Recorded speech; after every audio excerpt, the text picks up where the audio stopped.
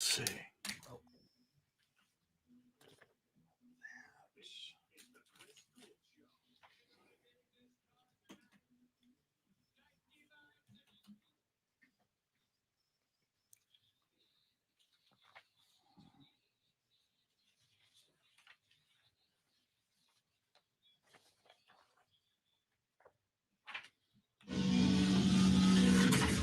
Now, Chris Duel. Thursday. The weekend is here because Shannon and I begin the weekend on Thursday because we can, because we should, because we do, and you should too. Thanks for hanging out with us.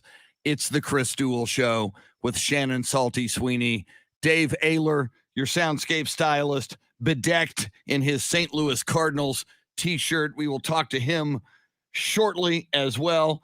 People already jumping into the live video feed on Facebook Live. Wes Perkins, Tracy Bogert, Steve Duraco, welcome in. Shannon Salty Sweeney, how are you on this Thursday? I am doing so well. I think it's finally hitting me that the college football season is here, and come this week, we will have live action games that are meaningful. Yes. And then a week later, it's all Texas. And I'm so excited. And we might know who our starting quarterback is. Whether Sark likes it or not, I think people have a good idea of who's going to get the start in game 1 against Louisiana. And that, my friend, is going to be Hudson Card. Now, how do we know and how do we believe, even though there's not an official announcement yet, that Hudson Card is the man? Well, there's some pretty big clues in that he's been getting almost all the reps with the ones. In fact, Casey Thompson has been running mostly with the twos and splitting time with true freshman quarterback in those reps. So it looks like at this point, they're already where we are now, pre-gaming and planning and scheming for that Louisiana home opener. And so you're gonna put your starter in there. You're not gonna. I mean, at this point, whether or not you choose to say it out loud. The clues are there, and it'll be interesting. Hudson Card has only appeared in 2 games. He appeared in that UTEP game. He appeared for a hot minute in the Alamo Bowl. He's 1 of 3 in all his passing attempts. He's rushed for a couple yards here and there, but there's not much as fans to go on going into this game, and so it'll be equal parts exciting and maybe a little even nerve-wracking at times. Now, let me ask you this, and, so far, and, we talk with Taylor Estes, our Longhorns insider from Horns 24/7. We talk a lot of Longhorns on this show, and we should. Steve Sarkisian, by all accounts and media accounts and people who cover him daily, like Taylor Estes, report card is A+, A+, A+ on every level thus far. But why, if he knows and the team knows that Hudson Card is the quarterback, why wait? Why hasn't he made that announcement officially yet, do you think? Maybe it leads to more pressure on a guy who's going to be getting his first start. He's from the area. He went to Lake Travis, and maybe no need to kind of put that on him if you don't need to. And there's always, things can change. I mean, we are still a little over a week out, and something, maybe he gets a shoulder tweak, maybe something happens, and not, the great thing about having this new coaching staff is there's nothing that Louisiana can really prepare for. They just have to prepare for everything because they don't know what they're going to get, because everything's going to look new. Going to film from last year isn't going to do anything for them. So by holding all the cards as close as you can to your chest, I think plays as an advantage for Texas. It'll be interesting. Texas released the kind of game day lineup as far as when things will open, when kickoff is, and they've been doing this thing for the past couple of years. Obviously, they didn't do it last year, but it's called the Bevo Parade, in which Bevo, as well as the team, march down Red River across DKR to get to the locker room. And it's become a really cool thing, especially for fans, to get up and close and personal with the team. But it'll be interesting to look at Hudson Card and to just see, like, is he wearing sunglasses? Is he trying to hide any emotions? Does he look freaked out? Because you're in it at that point. There's no turning back. But I'm excited for him. I'm excited for this team. It's always nice knowing who the guy is. And at this point, I feel pretty confident that Hudson Card is going to be the guy. Yeah, I mean, think about that moment just for a moment. The human excitement that Hudson Card, I mean, Texas, obviously one of the biggest, most high-profile college football brands and programs there is. And for Hudson Card, who, all his life wanted to be a quarterback, and for probably in many years now wanted to be the Texas Longhorns quarterback, to know it's you, to know opening day is approaching, to look at, other quarterbacks, whether they were Colt McCoy or Vince Young or Sam Ehlinger, and just the long legacy going way back beyond those most recent guys, to know that you're the quarterback and you're going to be taking the snaps for the University of Texas at DKR on opening day against Louisiana. Wow, that's got to be just an amazing feeling. Yeah. And Sark has said, he thinks a team should have a QB1, right? Like you can play multiple, but have your main guy. And depending on how the game goes against Louisiana Tech, we could very well see Casey Thompson get some time, and who knows, maybe he wins the team over at that point. It is interesting, and we talked to Taylor about it, of Casey Thompson has already dipped his toe into the transfer portal. He came back, and probably with the thought of next year is my year. And here we are with the thought process being that it's Hudson Card's team. Casey Thompson, a rising redshirt junior. What's he do? Does he stay? Does he go? If he leaves, Texas is left with Hudson Card and then a bunch of redshirt freshmen, or true freshmen. I want him to stay. I like the problem of having two good quarterbacks. Look where we are with the Cowboys right now. Just trying to find a guy that can, I don't know. You just need a body at this point, but bodies aren't always good enough to get the job done. So I'll be interested to see what Casey Thompson does once this decision has kind of been made final and formalized. Yeah, we're getting a comment, and if you're new to the show, we've got a live video feed, lots of ways you can access it via Facebook Live, via YouTube, and Twitch. Robert Armstrong just wrote, Hudson Card has been getting reps with the ones. He apparently needs to work on his passing game. Texas has to start winning. Millions of dollars invested in the program. After 10 years, it is about time. I mean, it's not as if they haven't been winning.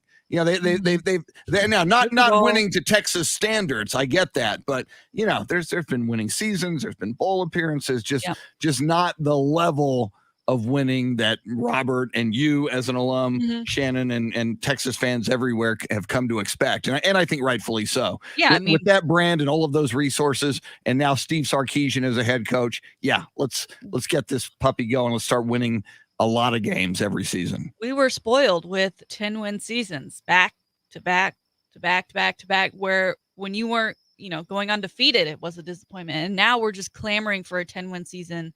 You and I have made our Big 12 predictions, so we'll release what the number of games we think Texas will win, as well as Mike Taylor.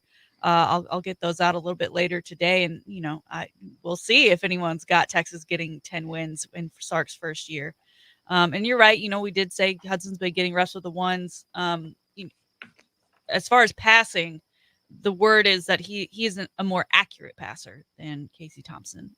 Casey, I think, is a bit more of the guy who can fly around on his feet, a little more versatile in that way. I mean, it's all, again, it's Sark's new year. We haven't really seen the offense in full, and Hudson may just fit his idea for an offense better than Hudson Card than Casey Thompson. And so he's getting the nod to start. And again, there's a good chance we may see both of them in the home opener, but Hudson Card at this point looks like he'll be the one trotting out there come game time on Saturday, September 4th. And of course, that's a week from Saturday. Football, though, already it begins tonight. In fact, for high school football, I see our good friend Wes Perkins says it's Madison versus Clemens in the San Antonio area tonight for high school football. A lot of high school football games. And then tomorrow, Shannon, we've talked about it, Nebraska at Illinois. That's a noon kickoff in the Central Time Zone. But you also have at the Rose Bowl, UCLA hosting Hawaii, 2:30 in the Central Time Zone. New Mexico State going to host UTEP. It's a short schedule, but hey, man, it's football. Fresno State hosting UConn. And then in the evening at San Jose State, they are hosting Southern Utah. San Jose State, interesting to me as a USC Trojan guy, because the next week USC will take on San Jose State. So in the same way that UTSA will watch Illinois to get a preview, USC keeping an eye on San Jose State on Saturday evening to see how they look for the opener, and kind of a mixed bag in both of those situations. When your opponent plays its first game, they can knock the rust off. They've got a game under their belt. But the flip side of that, you rest and you focus exclusively on that team. So kind of I think I would still take the 1 week to scout the other team and watch what they do and see some of their tendencies. Because as you mentioned, for Louisiana, so many question marks for Texas. New coach, new quarterback, new schemes, offensively and defensively, in all probability. So yeah, it's going to be very fascinating. I'm looking forward to it. Like I said, it always seems to take so long to get here, and then all of a sudden it's here. There's no in between. And this week I feel like has been taking forever. This is the longest week ever, and I think it's because we have college football this weekend. Yes. And then thanks to the shortened preseason, we're getting NFL football next weekend. It's crazy. It's absolutely crazy that it is here, that there's football tonight on high school football fields across Texas. And, we've got college football this weekend. My alma mater is playing the Taco Shack Bowl tonight. Anderson High School versus McAllen. That's always a yearly event between the two schools. It's a good one. Okay, help me out. What is the Taco Shack? What is the Taco Shack Bowl? So the Taco Shack, pretty self-explanatory there in the title. They're just small little shacks around town that sell great tacos, and there happens to be one in the Anderson neighborhood, the neighborhood I grew up in, and one over in the McAllen neighborhood. So I'm sure right now they're probably got some local news stations going live with the drum lines and the cheerleaders. Each school decorates their taco shack. And then later tonight, they will meet at the Taco Shack Bowl.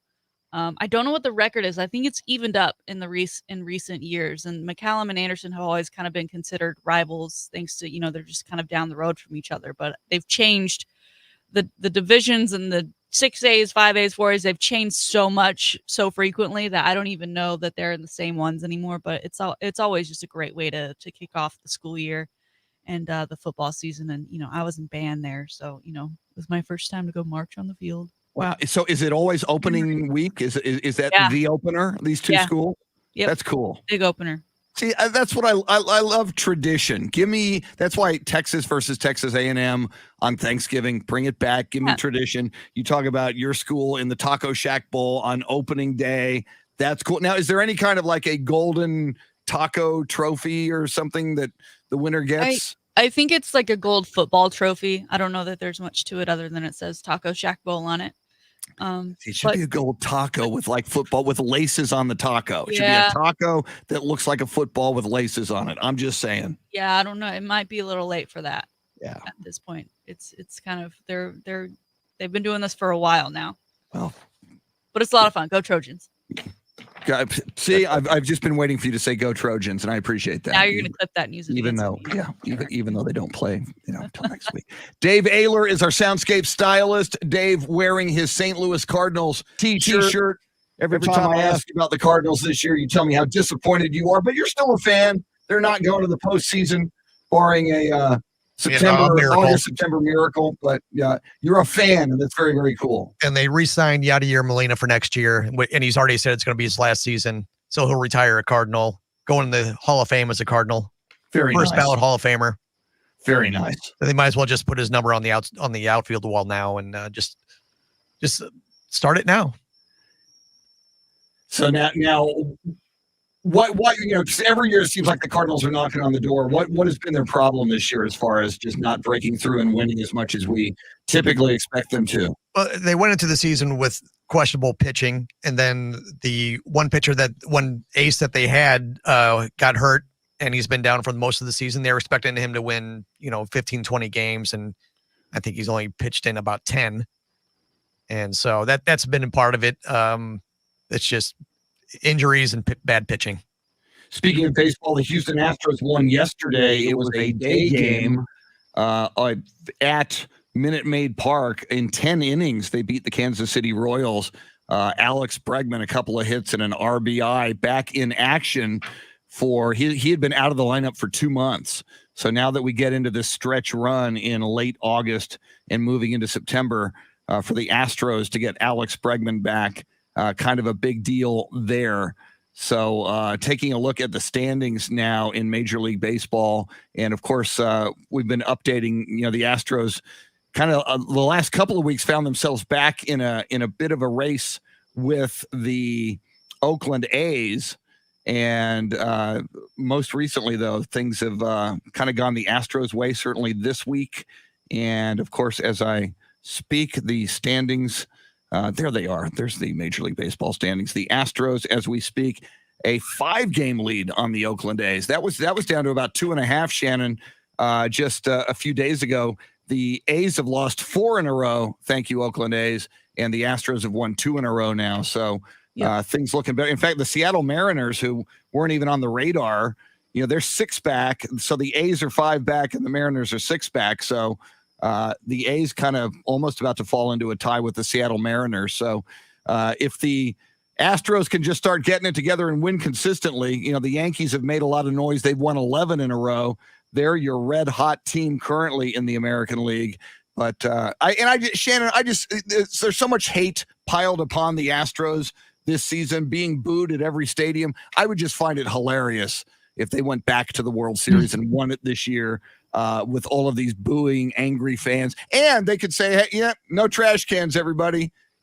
Hate on us now all you like. But, if you want to say 2017 was illegitimate, take that legitimate one and enjoy it. Yeah, they'll really need to lean into it, if they make it there, because they know it's going to be coming. So you might as well play your part and show off that you're not doing whatever it is they suspected you doing. And then the official announcement yesterday that there will be no Justin Verlander in 2021. He's officially ruled out. He had Tommy John surgery last October. He's not coming. And my God, how no old is he now? That's got to be just about it. 40s, isn't he? I don't know. I'm going to pull him up right now before we break. Now, I don't think he's 40, is he? He is 38. You're close. Oh, he'd be looking 40 though. He'll be 39 in February, born February 20th. So 39 next season and not playing. If he were to come back and pitch, I guess what, in 2023, he would then be 40 years old. So you're right as far as when he would ever see the mound again, if he ever does. So, but his consolation prize, Kate Upton. So he's doing okay. Life is good for Justin Verlander.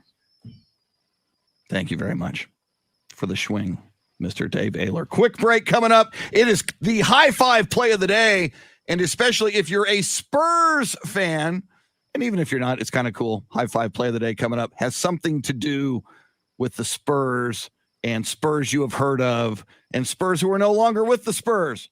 We'll tell you what that is. Also coming up, your Salty Shakedown. This day in sports history and sports birthdays. That'll be a little bit later in the 7 o'clock hour. You are invited to join us on this Throwback Thursday. Phone number 800-707-9760. Lots of people already joining us on the live video feed via AM 1300 The Zone's Facebook page or Ticket 760's Facebook page, YouTube, and Twitch. She's the salty one, Shannon Salty Sweeney. I'm Chris. Till 9. You're listening to The Chris Duel Show.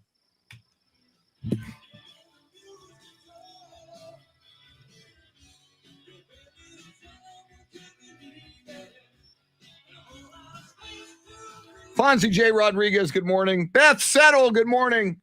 Steve Duraco. By the way, Steve Duraco on a Throwback Thursday for my birthday. Let me see if I can get a better angle on this. Steve Duraco got me this Dallas Cowboys classic Cowboy Joe t-shirt. Thank you, Steve Duraco. Say that again? That's throwback like the old 1960s original Cowboy Joe logo. Yeah, it goes way back. Thanks to Steve Duraco gifted me this for my birthday.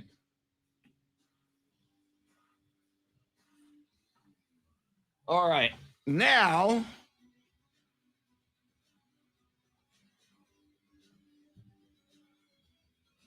Jason requesting Helter Skelter. Jason Garcia, Jason Paniagua, Fonzie J. Rodriguez. Robert Armstrong, do you know the oldest continuous high school football rivalry in Texas is New Braunfels versus Seguin? Robert, I didn't know that. That's great information. Anthony Del Toro. I mentioned Beth Settle. You are up way early, getting in here on the first segment. Hector Gomez, good morning. Luisa Alanis, Wes Perkins, Tracy Bogert, the president of the Bexar County MAGA Republicans, and Mask Angry Deniers. Welcome in. Thank you, Steve Duraco. Appreciate the shirt. Ernest Garza, welcome in and good morning. Jason Garcia is asking, I like this, asking a question of Robert Armstrong. What year did New Braunfels begin playing Seguin? That's a good question. Ernest Fernandez, welcome in. Okay, I need to do some editing.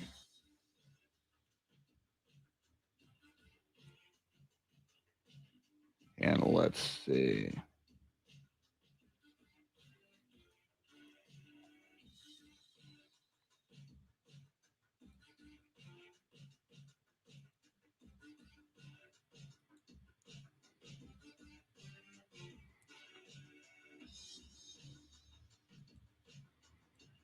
At Diamonds Direct.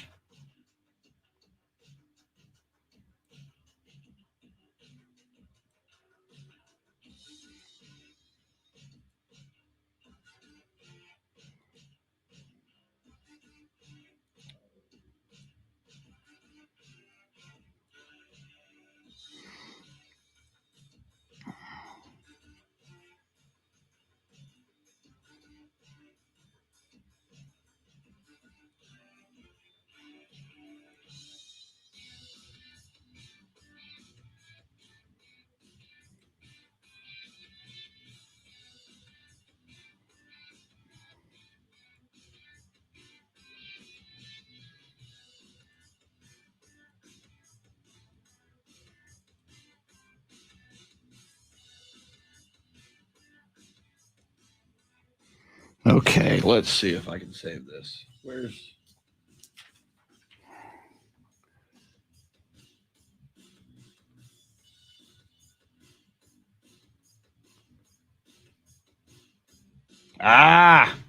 don't do that.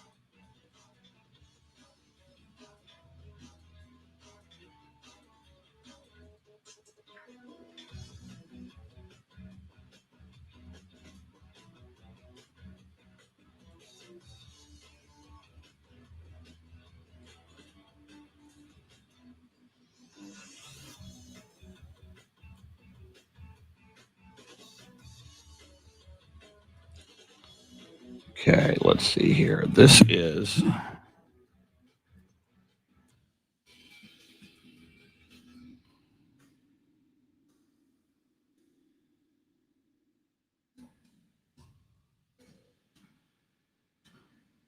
Ooh.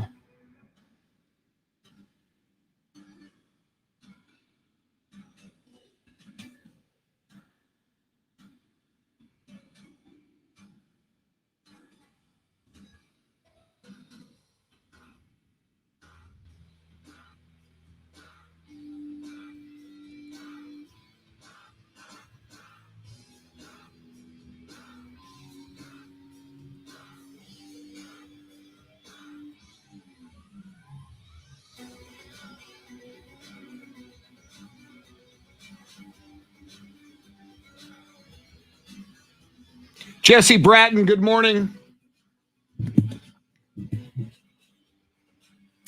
Yeah, Luisa, I think, Dave answers that question. He's a Steelers fan, which means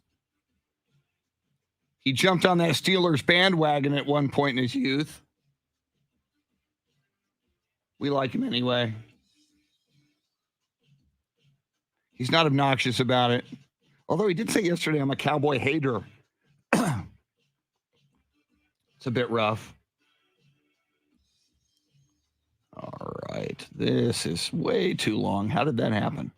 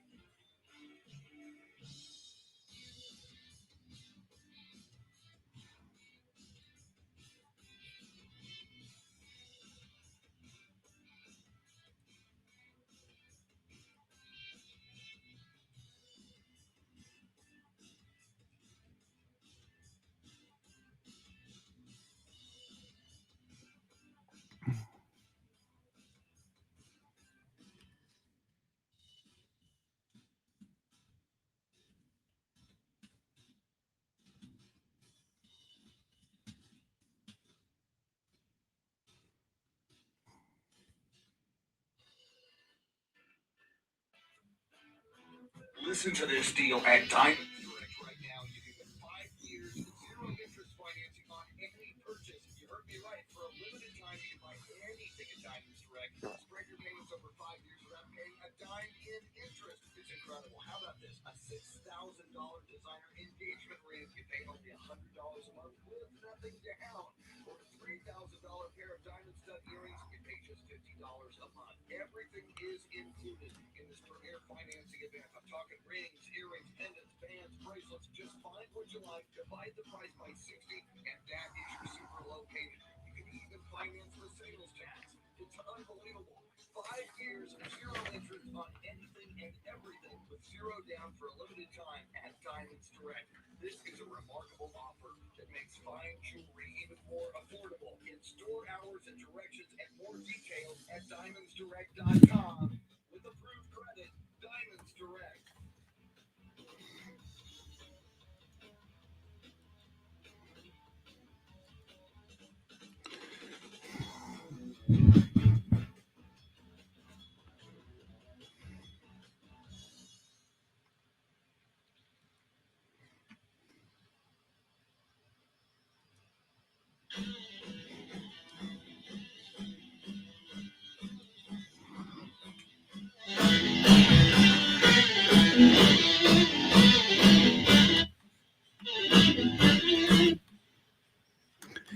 Welcome in to the Chris Duel Show. We are happy to have you. The Chris Duel Show with Shannon Salty Sweeney. Lots going on in the world of sports. Football is upon us. High school football games across the great state of Texas tonight. And Saturday, we get a bit, just a taste of college football. It'll be fun.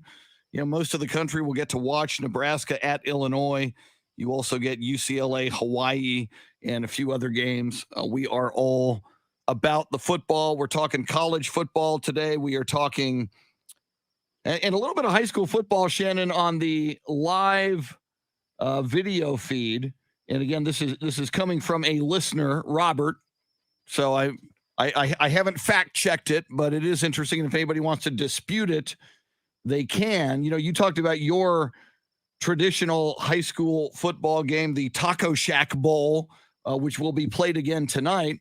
Robert is telling us that the oldest continuous high school football rivalry in Texas is New Braunfels versus Seguin, which I find interesting, if true. I would have thought maybe, some Dallas schools, maybe some Houston schools, but there you have it. I mean, I kind of get it because, like I said, they've been re-racking the districts year in and year out, and Anderson and McCallum have always agreed that they will continue to play each other for this Taco Shack Bowl, and I can see other schools not really caring either way, just kind of, because why take on the extra game? And if they're a huge rival, but it's, you're the one suffering most of the beatdowns, why would you want that game on your schedule if you don't have to do it? So, and I don't know, I know nothing about those districts, but them being kind of, New Braunfels and Seguin, those areas, I can't imagine they have much change to their school body count. So I buy that.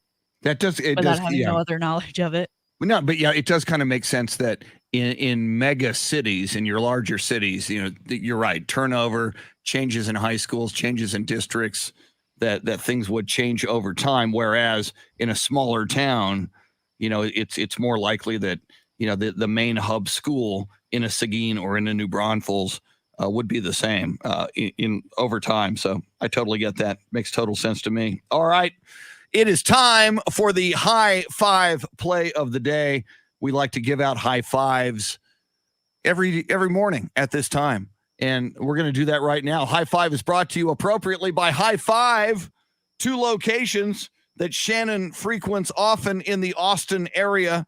High Five's got a little bit of everything for you. They've got great food, great drink, big screen TVs all over the place, games you can play, bowling, laser tag, axe throwing, and a whole lot more. So get on out to High Five. I want to, Shannon, this morning give a high five out to Bexar County Commissioner Justin Rodriguez, because I didn't think about this, but Justin Rodriguez tweeted out this week. He said from his Twitter, I just realized that September 20th, 2021, and he wrote it as 9/20/21, is just around the corner. And OMG, San Antonio, what are we planning for Big 3 Day? So if you think about it, Shannon, 9/20/21, the Big 3 in San Antonio, known as Tony Parker, Manu Ginobili, thank you, sir, and Tim Duncan. I didn't think about 9/20/21 being Big 3 today, being Big 3 Day. And as Commissioner Justin Rodriguez asks, what is San Antonio planning for that day? That's a good question. What should we plan for that day? I mean, I know a year ago at this time, COVID is still very much a thing, but what did we do on 9/21/20? Yeah. What did we do then? I don't think we did much. Did we even acknowledge it? Is my question. I think somebody cited it like day of. I think I saw a couple of tweets. But given that you might have missed last year, this is your last shot. Like, you do something, right? I don't know what it is you do. You had we were talking about this before the show. You kind of had a remark of an idea of if they had planned this ahead of time to unveil statues of the 3 of them. This would have been the day. Yeah. And maybe they announced that there will be statues. That would be nice. But I think it'd be fun to do something. It's awesome to, San Antonio's got so much pride for their city, and as they should. And so doing something like this, it only feels right that there's some sort of celebration. Yeah. And I think about, and we've talked about statues from time to time for the Spurs and the AT&T Center. The Lakers have statues, in front of Staples Center. They, there's the Tom Landry statue that was originally in front of Texas Stadium that is now in front of AT&T Stadium. I just think you need and of course, if you're going to put statues, eventually it will be the Big 3, but for the Spurs, you would have to start with George Gervin. Without Gervin, this team is not here. He was the breakthrough superstar in the ABA that led to winning and legitimacy and success and enabled the Spurs to be a successful franchise that made the leap in the merger from the ABA to the NBA. And then your next big star, David Robinson. So if you're gonna do statues, you got to have a Gervin, you got to have a David Robinson, and then the big three: Tim Duncan, Manu Ginobili, and Tony Parker. And then, Shannon, after you do all that, and I know he wouldn't want one, but you got to have it. You got to have your Gregory Charles Popovich statue. That's a lot of statues. It is a lot. I mean, where do you have like a statue garden? I think you do. Just a garden of statues. There's like a walkway. There's a walkway into the main entrance of the AT&T Center, and I think you got a couple on the right and a couple on the left. I mean, we saw, going back to the Hard Knocks drone footage, them going down the kind of mall area of the Star, and within the sidewalk spaced out, they had, you know, the 88 and all of the kind of retired numbers and the heroes of the Cowboys. Maybe you could do that instead of statues. I just don't know where you put like it, because the Star obviously is this massive, huge acre. Like you don't have that square footage. So I don't know what you do in a creative way to make it be like that. Yeah, there is, when you go to the AT&T Center, there is a long walkway, and somebody has also said it doesn't have to be at the AT&T Center. You could maybe put them like down around the Riverwalk or around or maybe around the city in a big touristy area. And I just, especially now, Shannon, having been to the Pro Football Hall of Fame and looking up close and personal at those busts. And I see that at the Star in Frisco. I see the number 12 and the number 88, you know, and your great Cowboys, 22, Emmitt Smith and Bob Hayes, both in the Hall of Fame. But those bronze busts, there's something about a statue. And I even think about that Tom Landry statue in front of AT&T Stadium. They're, when done correctly and when done lifelike, there's just something special about a statue. Now, obviously, you got to be careful. What if you got it wrong? To me, there's nothing worse than a bobblehead that looks nothing like the player. If you're going to do a bobblehead or a statue, please, for the love of God, make it look like the player person you're talking about. Yeah, we're Madden's release and NBA 2K around the corner. There's plenty of players who are like, every year I don't look like myself. And then that brings, like, I'm now thinking about Madame Tussauds and how some of them look so extremely lifelike, and the others are like, what picture did you use to create this person? Because it looks nothing like the real thing. Would you be cool with that if they did like a Madame Tussauds type of deal, or do you want that in bronze? So you're saying, fully like why not? Mannequin like make it interactive, give them a sound box to go with it. So now see, that's a possibility. And now more and more, Shannon, with new technology, you could even have holograms. We could have, you could be walking into the AT&T Center, and then, a lifelike actual height David Robinson pops up and greets you as you walk in. Yeah. Let's go high tech. Let's show. We're gonna do it. Let's do something completely different. Let's go all out. That would be nice. So, I don't know, man. I wish they would. Again, though, I mean, what's interesting about the Spurs, obviously, is that they are not at all, self-aggrandizing, and they are not at all, in the market for, accolades or certainly statues. And if you asked Pop, can we build you a statue, as long as he's in power with the San Antonio Spurs, he would probably say no. But I think somebody should do, and I do it while people are alive. You and I have talked about this, Shannon, like Hall of Fame when players have passed before they got in. And this past season, Alex Karras was one of those guys who got into the Hall of Fame and Pro Football Hall of Fame and had already passed. Famously, Bob Hayes, wide receiver of the Cowboys, got in after he passed away. Ken Stabler, quarterback of the Oakland Raiders.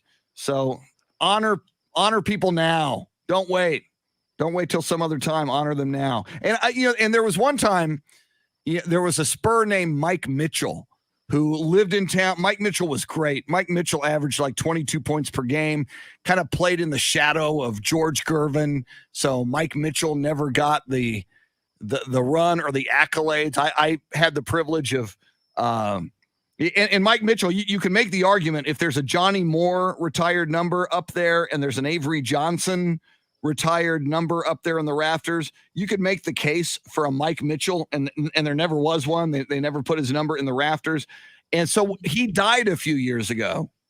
And, a few months after he died, at a Spurs game, they brought out his family and they honored him. And I forget what the ceremony was, but they gave something to his family. And my thought was, man, I wish you would have honored Mike Mitchell while he was alive. I wish you would have brought 5 years earlier or 1 year earlier, brought Mike Mitchell out to center court and honored him.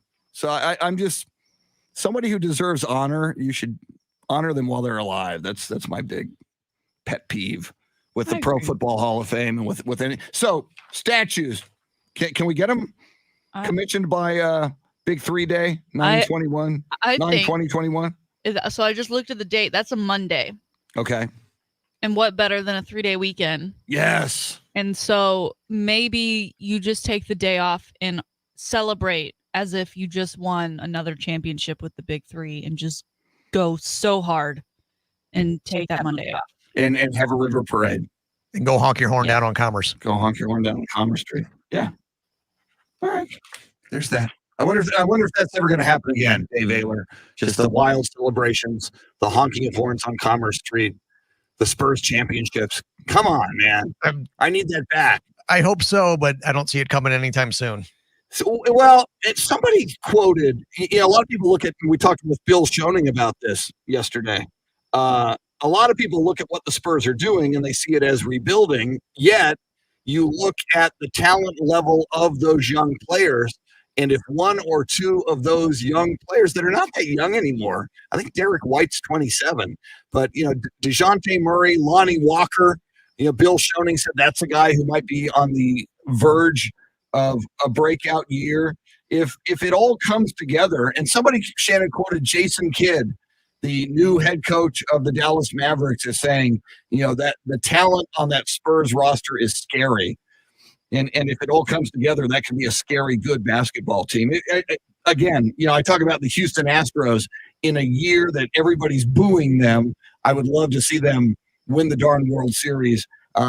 So many people underestimating the Spurs. Like I mentioned, the over-under from a Vegas sports book that was publicized last week was 28.5, which would be insane if the Spurs won, less than 29 games. It does. But I would love, just in the same way everybody jumped on Pop when Team USA lost the opening game in the Olympics and said, he doesn't have it anymore. He can't coach without a Tim Duncan walking through the door. I would love to see this young Spurs team shock the world, win a bunch of games, and go to the playoffs. 29 wins instead of 28. I think 29 wins is too low. I'd It's go. insane. I don't bet often. I take that bet. I want to bet the over on that and make some money. Yes. I think they're good for at least maybe 35. I see they're going 42-40. 42-40 is my current pick. That's not crazy. No. About 500. Yeah, just a little above 500 and get about a 7 or an 8 seed, and they'll be better the next year. And apparently there's salary cap opportunities into the next year. They can go crazy on the open market. We will talk more NFL football because we should. Oh, and we got some Rachel Nichols news. Rachel Nichols, who kind of talked a little too much in Orlando and didn't know her words would be recorded, and she caused a firestorm during the NBA playoffs and the NBA finals. We got some developments in the career and the life of one Rachel Nichols. We will get into that as well. Shannon's Salty Shakedown is underway in the 7 o'clock hour, along with This Day in Sports History and Sports Birthdays. She is the salty one. Dave Ayler is your soundscape stylist. We are with you till 9. Thanks for hanging out with us on the Chris Duel Show.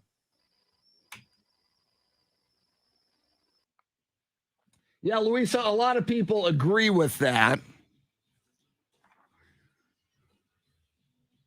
There's an argument to be made. It should really just be Hall of Famers. So, your Hall of Famers are Gervin, David, Tim, once you start going Bruce Bowen, Avery, Johnny Moore. I mean, God love Johnny Moore. And God knows he went through a huge health crisis with that desert fever thing. But Rafters retiring that 00. And I know he went to Texas. Let me check something here.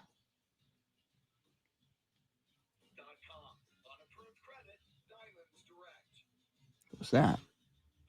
Okay, that's what that was.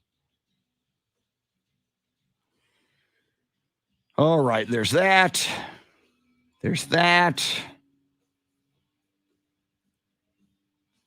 I think I am going to go on a quest for coffee. I do believe that's in my future.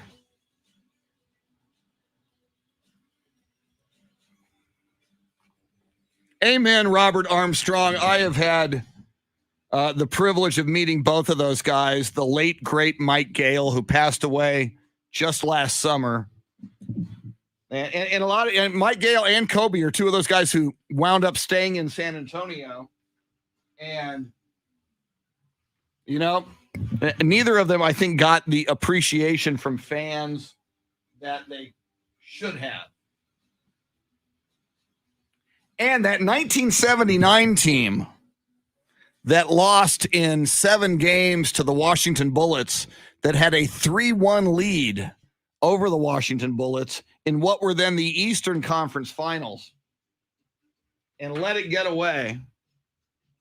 And the officiating was very, very bad, especially in Game 7. That 78-79 team could have won the championship, and they were that good. They were good enough to, but did not. And I just wonder if the city would have, embraced those guys like a Mike Gale and a Kobe Dietrich and a James Silas. Even though Cy is in the rafters.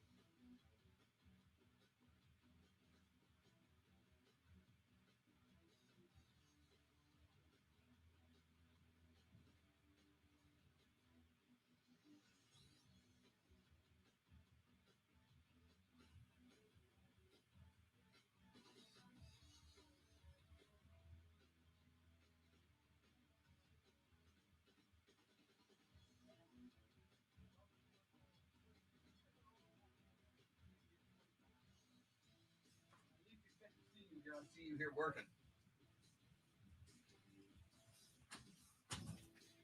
All right.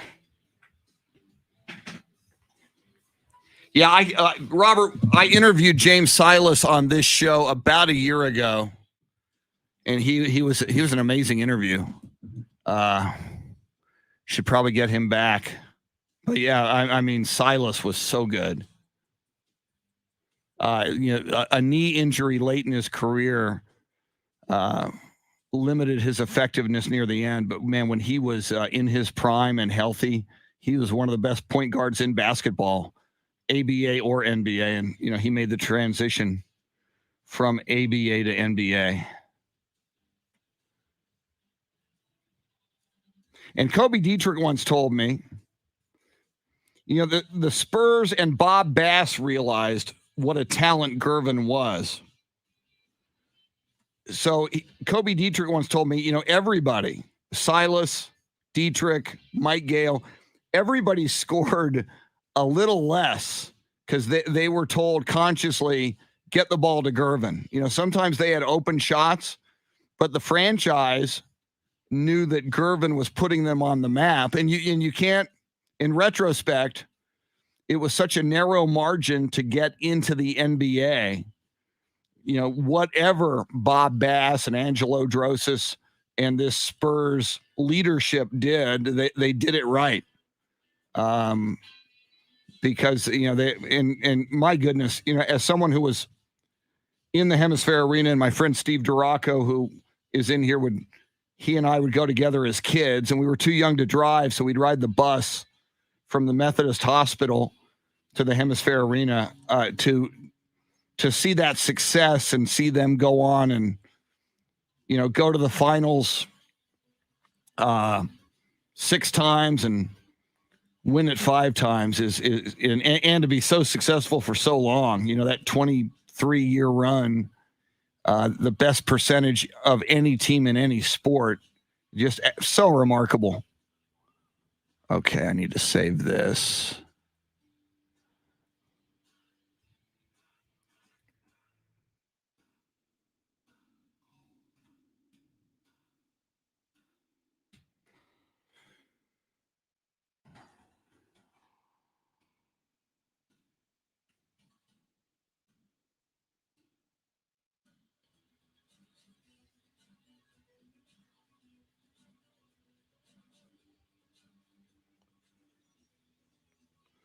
Okay.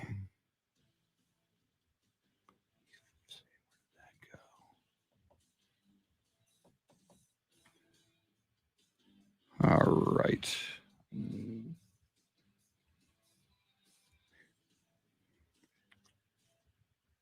So everybody on Facebook, YouTube, Twitch, welcome in.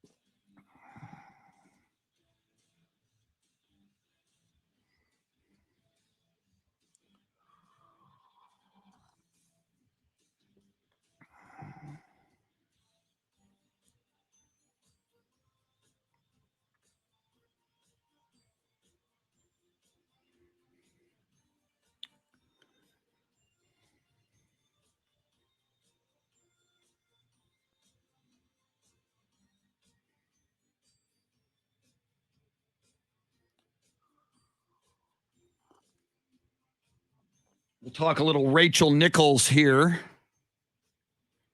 As you will recall, a controversy during the NBA playoffs and finals when her comments about a former colleague, now Maria Taylor, went viral.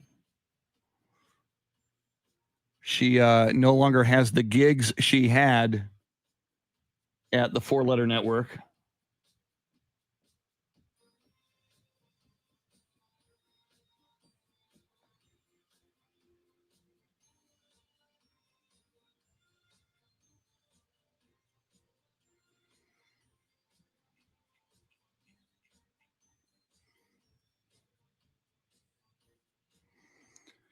David Valles in here pimping the Yankees. Welcome in, David.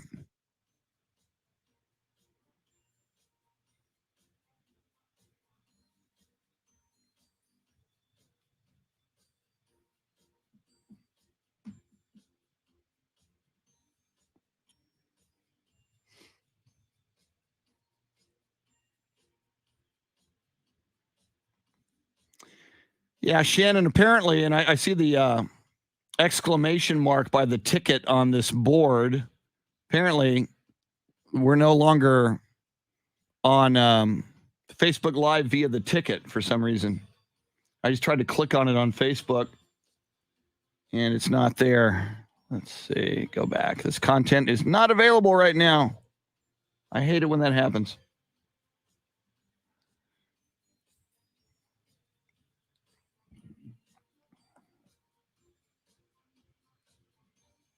We are having trouble streaming to Facebook. This may be an issue on Facebook's end.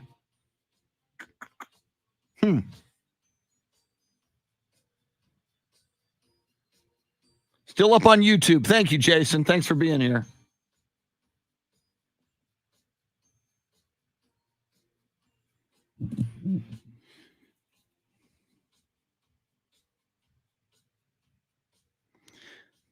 Shannon, I'm noticing on that note, it says if this continues for a while, try creating a new broadcast or just remove this destination from the broadcast and then re-add it. I would have no idea how to do that.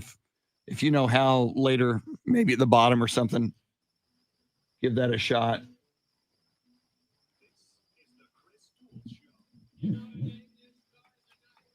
So yeah, Jason saying we're 1,300 and ticket not happening. Okay. We'll work on it, Jason. Thanks for joining us on YouTube.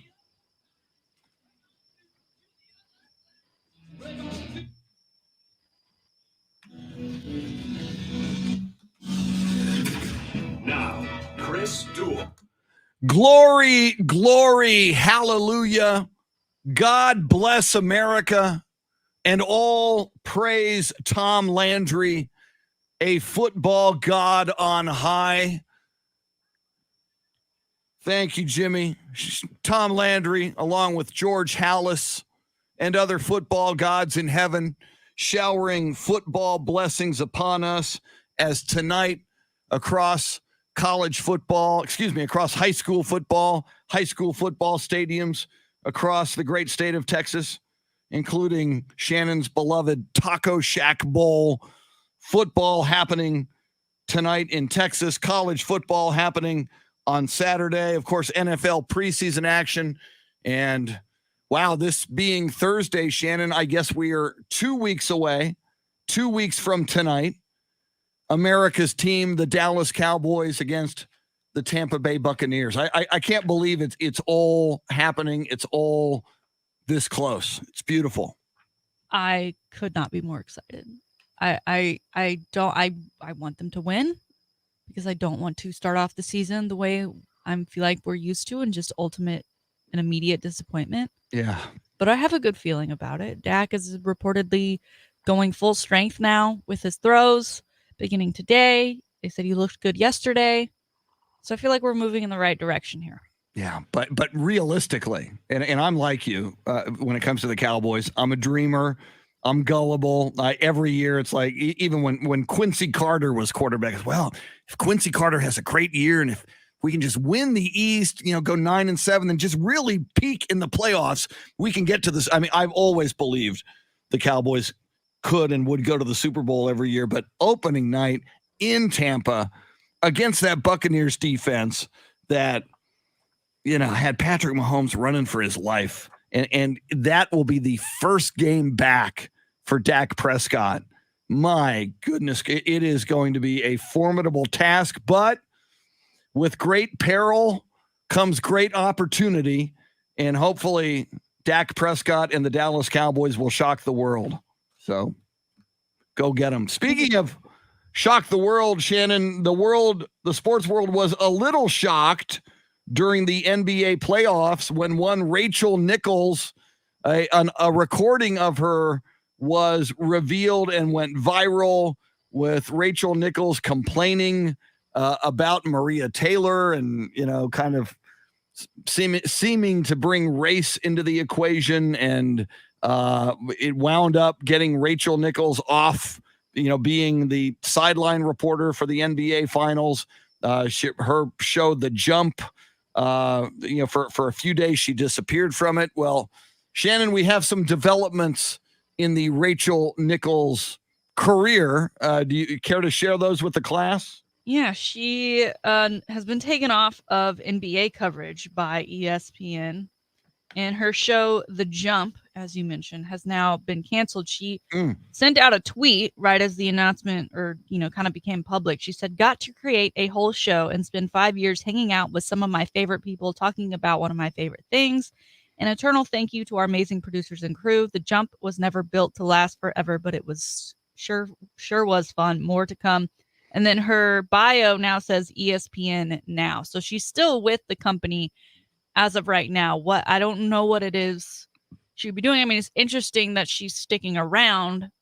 Yeah. Because her whole bit that was caught on tape was kind of her frustrations of not being highlighted more, I guess. Yes. And so you think that when they take away her show and they take her off of the sport that she loves to cover most, that maybe she would look elsewhere. Yeah. And I wonder, and I don't know the terms of her contract, how much longer she is under contract at ESPN. But it's going to be fat. I mean, she's very good. I mean, if this never happened, we all looked at Rachel Nichols, I think, as a very good reporter. She had a very good rapport with NBA players she would interview. Yes, she did. And those are rumors. She did. There are the rumors they about are loud. She and Jimmy Butler. So, Mr. Dave Ayler all over the swing drop today, but it's so weird now. I can't really look at her and not think of this situation. Yeah, so I mean, obviously, people can get beyond.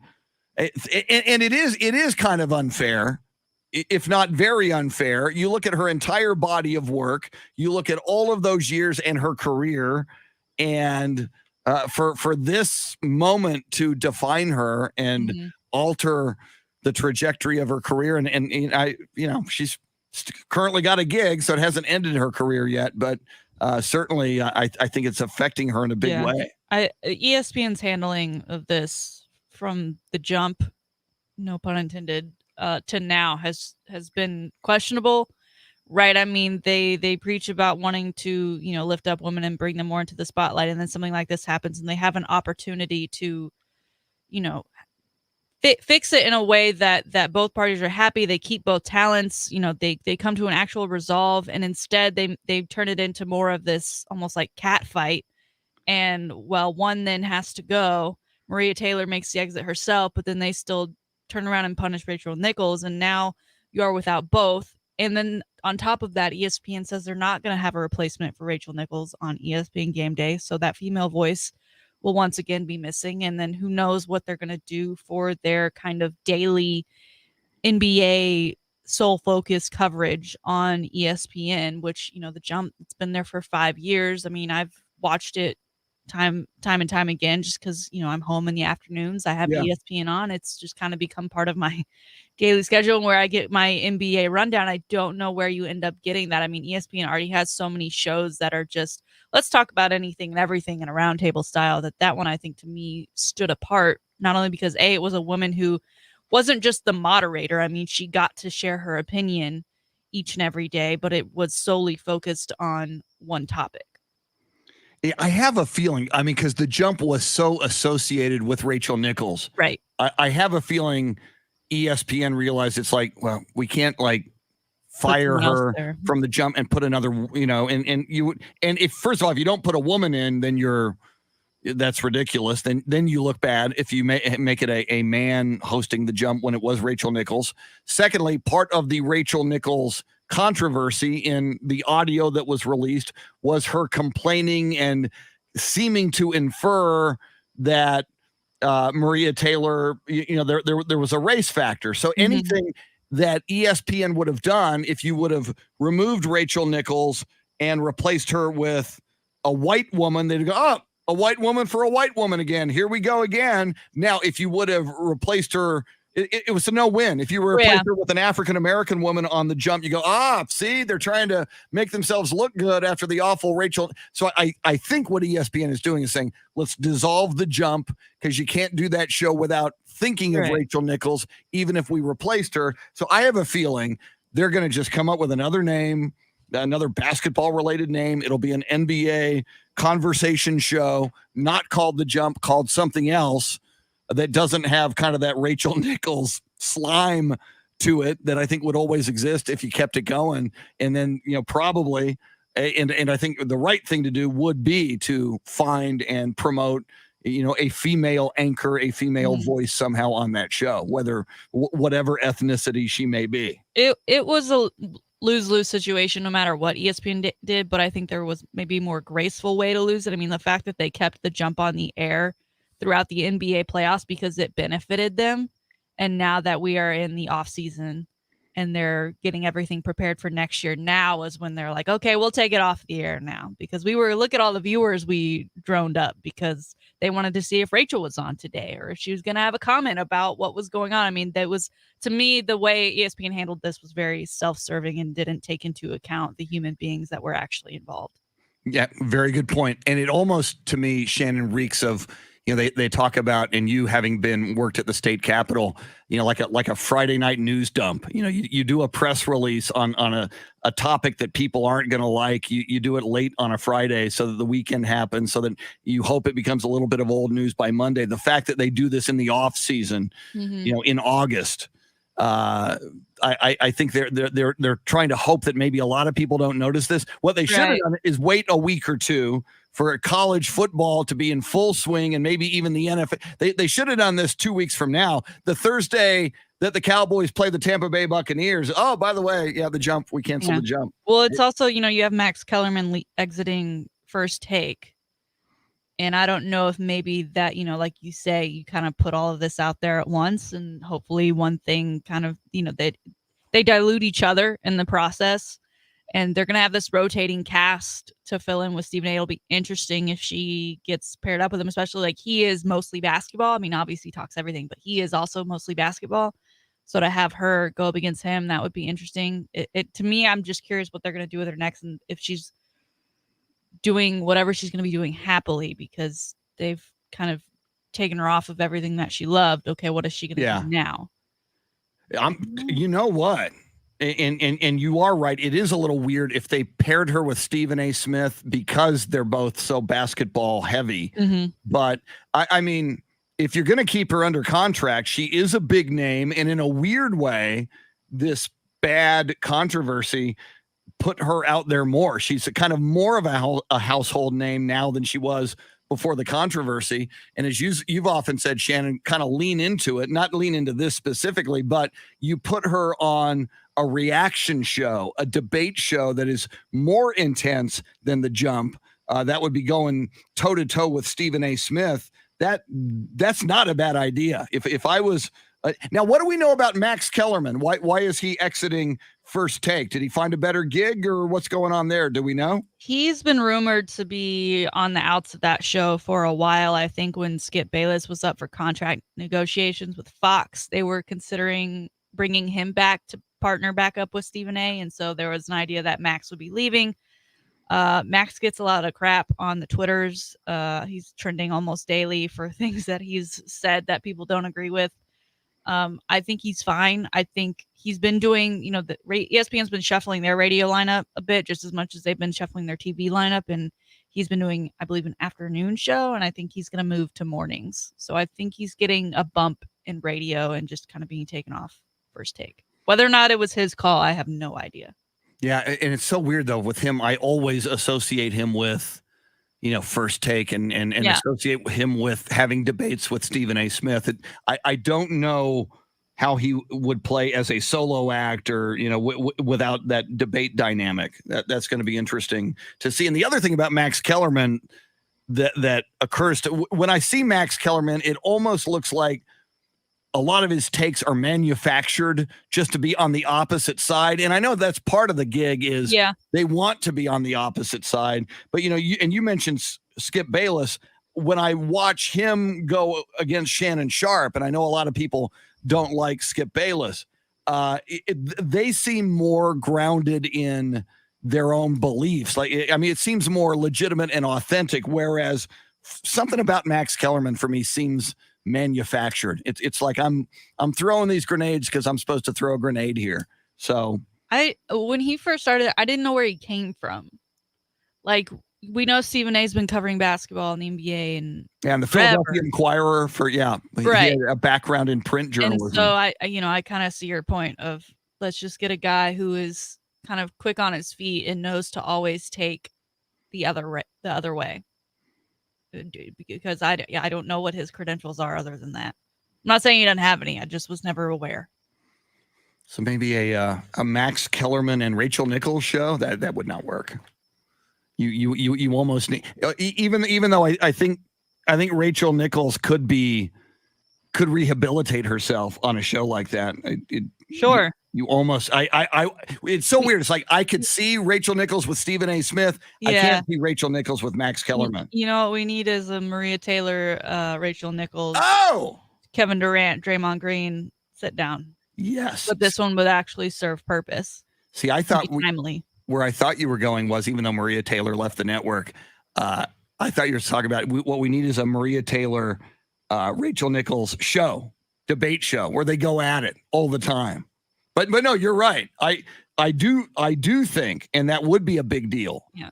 A sit down between the two of them. That would be. Nothing else would matter at that point. All the naysay, all the jokes, all the thought, whatever. If they are truly cool, then why, the conversation would die. Yes. And then, I think that as far as rehabilitation on Rachel Nichols' side, I think that would be the way to go. Well, and if you were Rachel Nichols' agent, on her part, I mean, if she would seek that out, and Maria Taylor might say, "No way, Jose. There's no way. I'm not doing good. That." I'm better off. Exactly. So Maria Taylor doesn't need it at all, but Rachel Nichols does. But it would be, I mean, if I were Rachel Nichols, or if I were advising Rachel Nichols to do that, and sit down for 30 minutes or an hour, the two of them, and just hash it out. But part of the, that conversation that was leaked from Rachel Nichols was the very fact that ESPN does not have a very good reputation with women as far as how it handles, women on its network.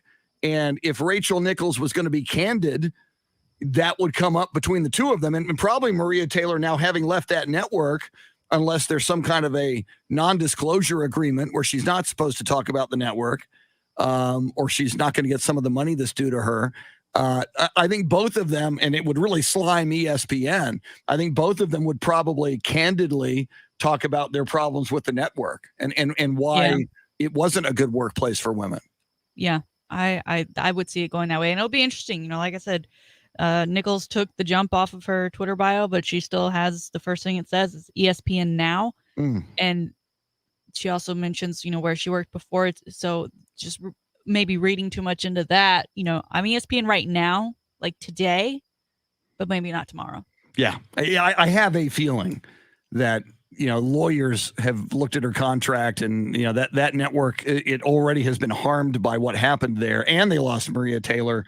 I do have a feeling they're not happy with her, and she's not happy with them. We are getting a phone call, and you can always dial us up at 800-707-9760. Eddie is calling us right now. Hey, Eddie, you're on the air with Shannon and Chris. How you doing? Good morning, guys. I just want to say something real briefly. I could be wrong, because, you're all the sports testers, and I just listen here and there. But I think you're all wrong about a couple of things right now. Okay. That, Max Kellerman is coming up at the tape, and maybe it was his own doing, you all said, but what I saw and what I read is that Smith can't stand him. He doesn't like him at all. He wants him gone, because one of the things I heard was that he thinks Max Kellerman thinks that he's the smartest guy in the room, was a comment that I read in the article. And Smith, he can't stand that, so he wants him gone. It's not, it was his own doing or whatever. I mean, it's a situation where, Smith just doesn't want him there anymore. And other subject that y'all were talking about right now, I mean, the same subject that, what's going to happen now, who's going to come in the show and argue with Smith. Well, they said, y'all said, well, we don't know what's going to happen. But what I saw in the news was that they're going to have guest commentators, on different days, like Michael Irvin, for example, coming up. So that's what's going to happen. They're going to have guest commentators. So you all weren't up to date with that. Y'all need to get up to date. Thanks for the call. We did mention that they're going to be rotating casts. That's why we thought maybe they throw Rachel Nichols in there, given everything that's going on right now. And also, we did mention, Max. The story has been there for years that he is possibly leaving, and obviously there's tension between him and Stephen A. But Stephen A. is upset with anybody who has any sort of rebuttal and feels like maybe they're the smartest guy in the room, because Stephen A. feels like he's the smartest guy in the room, and that's why he and Skip Bayless didn't always get along. But that's the kind of drama and stuff that ESPN loved. So Max Kellerman, clearly there was some talk between both of them, because he is leaving First Take, but he's getting something in return. It's not them just pulling him and leaving him out to dry. Whereas with Rachel Nichols right now, that's kind of where we sit. Yeah. And again, thanks, Eddie. But and part of it, though, if Stephen A. Smith doesn't like Max Kellerman, if that's true, still, though, sometimes on a show like this, that dynamic is a good thing. You mentioned when Stephen A. Smith, Shannon, was with Skip Bayless. I think of all of these names, and I know a lot of people detest Skip Bayless, but you keep watching, because a lot of times it's kind of like a train wreck. When it was Stephen A. Smith and Skip Bayless, that was, and you mentioned the tension, that was a great dynamic. Those two, of all of these debate shows, and a lot of other shows try to emulate what they did, I think that was the best. I think it was the wrong move for both of them. And Skip Bayless, the guy who left and went to Fox.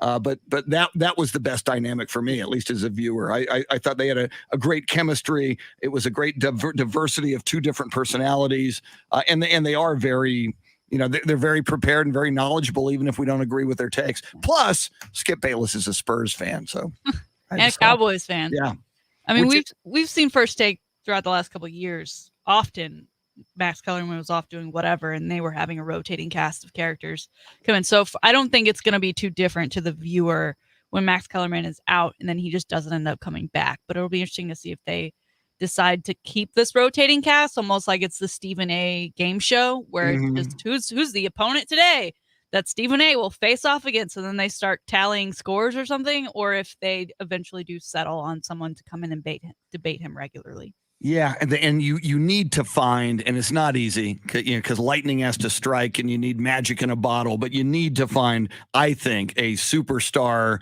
to where it's Stephen A. Smith versus this person, and it was Skip Bayless, and it worked. And maybe it's Rachel Nichols. Again, if you turn her loose, and now after this controversy, if she's really ticked off, and wants to just start making it real and saying what she really thinks, that could be some fascinating television. Coming up, it is Shannon's Salty Shakedown. Always spectacular, always enlightening and entertaining. This day in sports history, sports birthdays, and more. And you can do what Eddie did. You got a take, you want to jump in here and discuss it with us in the world of sports, or even outside the world of sports. We love hearing from you. 800-707-9760. 800-707-9760. And we have noticed the live video feed having a couple of glitches on Facebook. If you do the live video feed, you can get to us. The video is still up and running on YouTube and on Twitch. So you can search for us there and participate on the live video feed. And we'll work on whatever's going on with the Facebook side of things on that live feed. Dave Ayler, your soundscape stylist. She's Shannon Salty Sweeney. I'm Chris. We're with you till 9. Thanks for hanging out on the Chris Duel Show. All right. Let's see. Where was I here? It's the third one. I did that.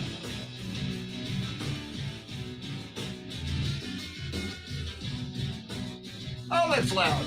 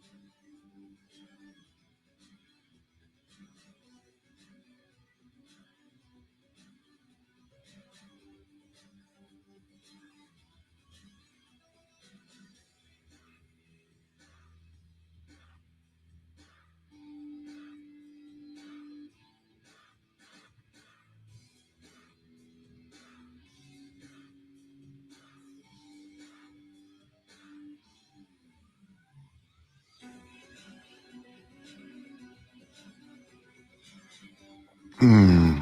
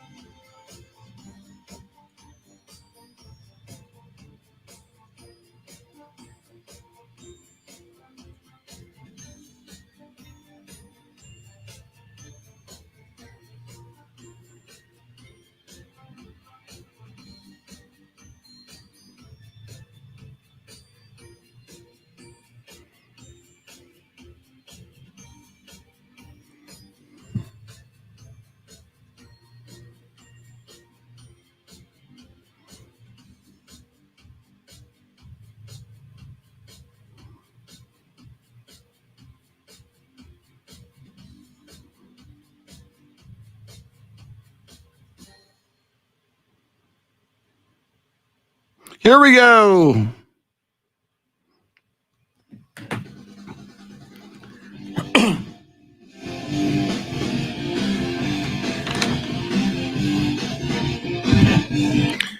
Chris Duel show with Shannon Salty Sweeney on a football Thursday, as footballs will be flying through the air across the great state of Texas.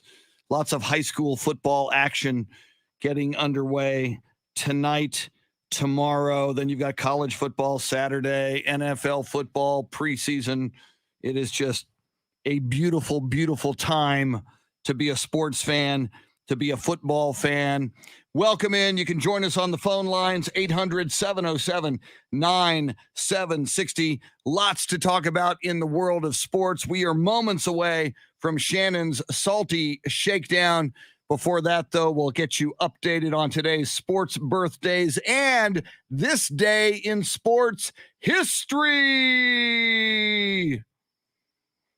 August 26th, 1971, Bobby Orr signs a 5-year contract with the Boston Bruins worth $1 million. It was the first $1 million contract in NHL history. This day in 2004, Lindsay Tarpley and Abby Wambach score as Team USA beats Brazil 2-1, maintaining an undefeated record to win the women's soccer gold medal at the Athens Olympics. This day in 2016, San Francisco 49ers quarterback Colin Kaepernick kneels in protest during the U.S. national anthem at San Diego's Qualcomm Stadium while playing against the San Diego Chargers.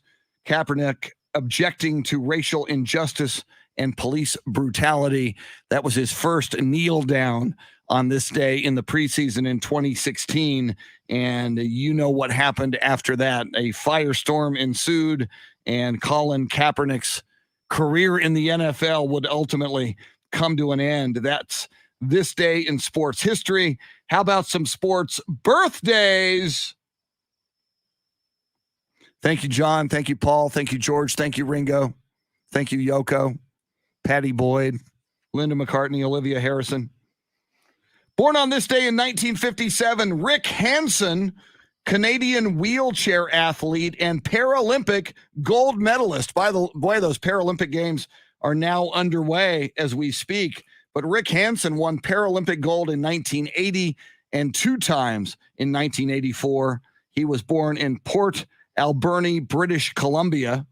Born on this day in 1979, Jamal Lewis, NFL running back, Super Bowl, won the Super Bowl in the year 2000, actually January of 2001 for the Baltimore Ravens. NFL rushing leader in 2003.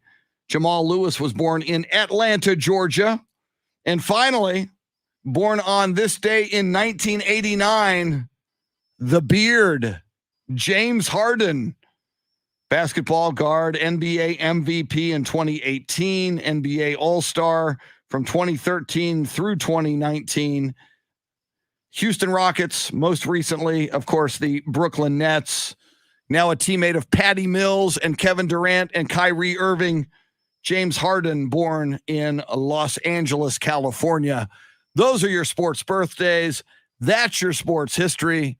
And now on a Thursday, ladies and gentlemen, boys and girls, friends, Romans, countrymen, here it is, your Salty Shakedown. All right.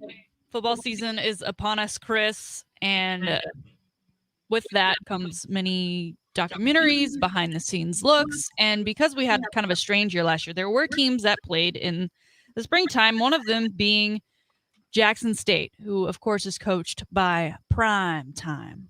And I didn't know it then, but we know it now. There was a camera crew there.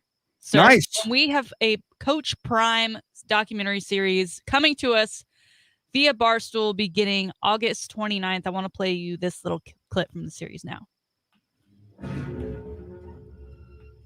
If I walk in a room and I don't have the ability to change the temperature, that's a problem for me.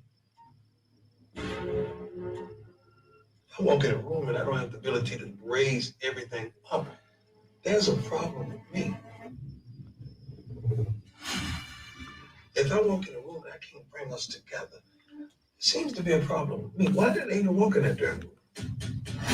Oftentimes, my confidence will cause insecurities. Now my critics will become superiorly insecure. Everything that I've been involved in ever since my childhood, I provoke change. Now the thing about change makes me more comfortable. I don't care.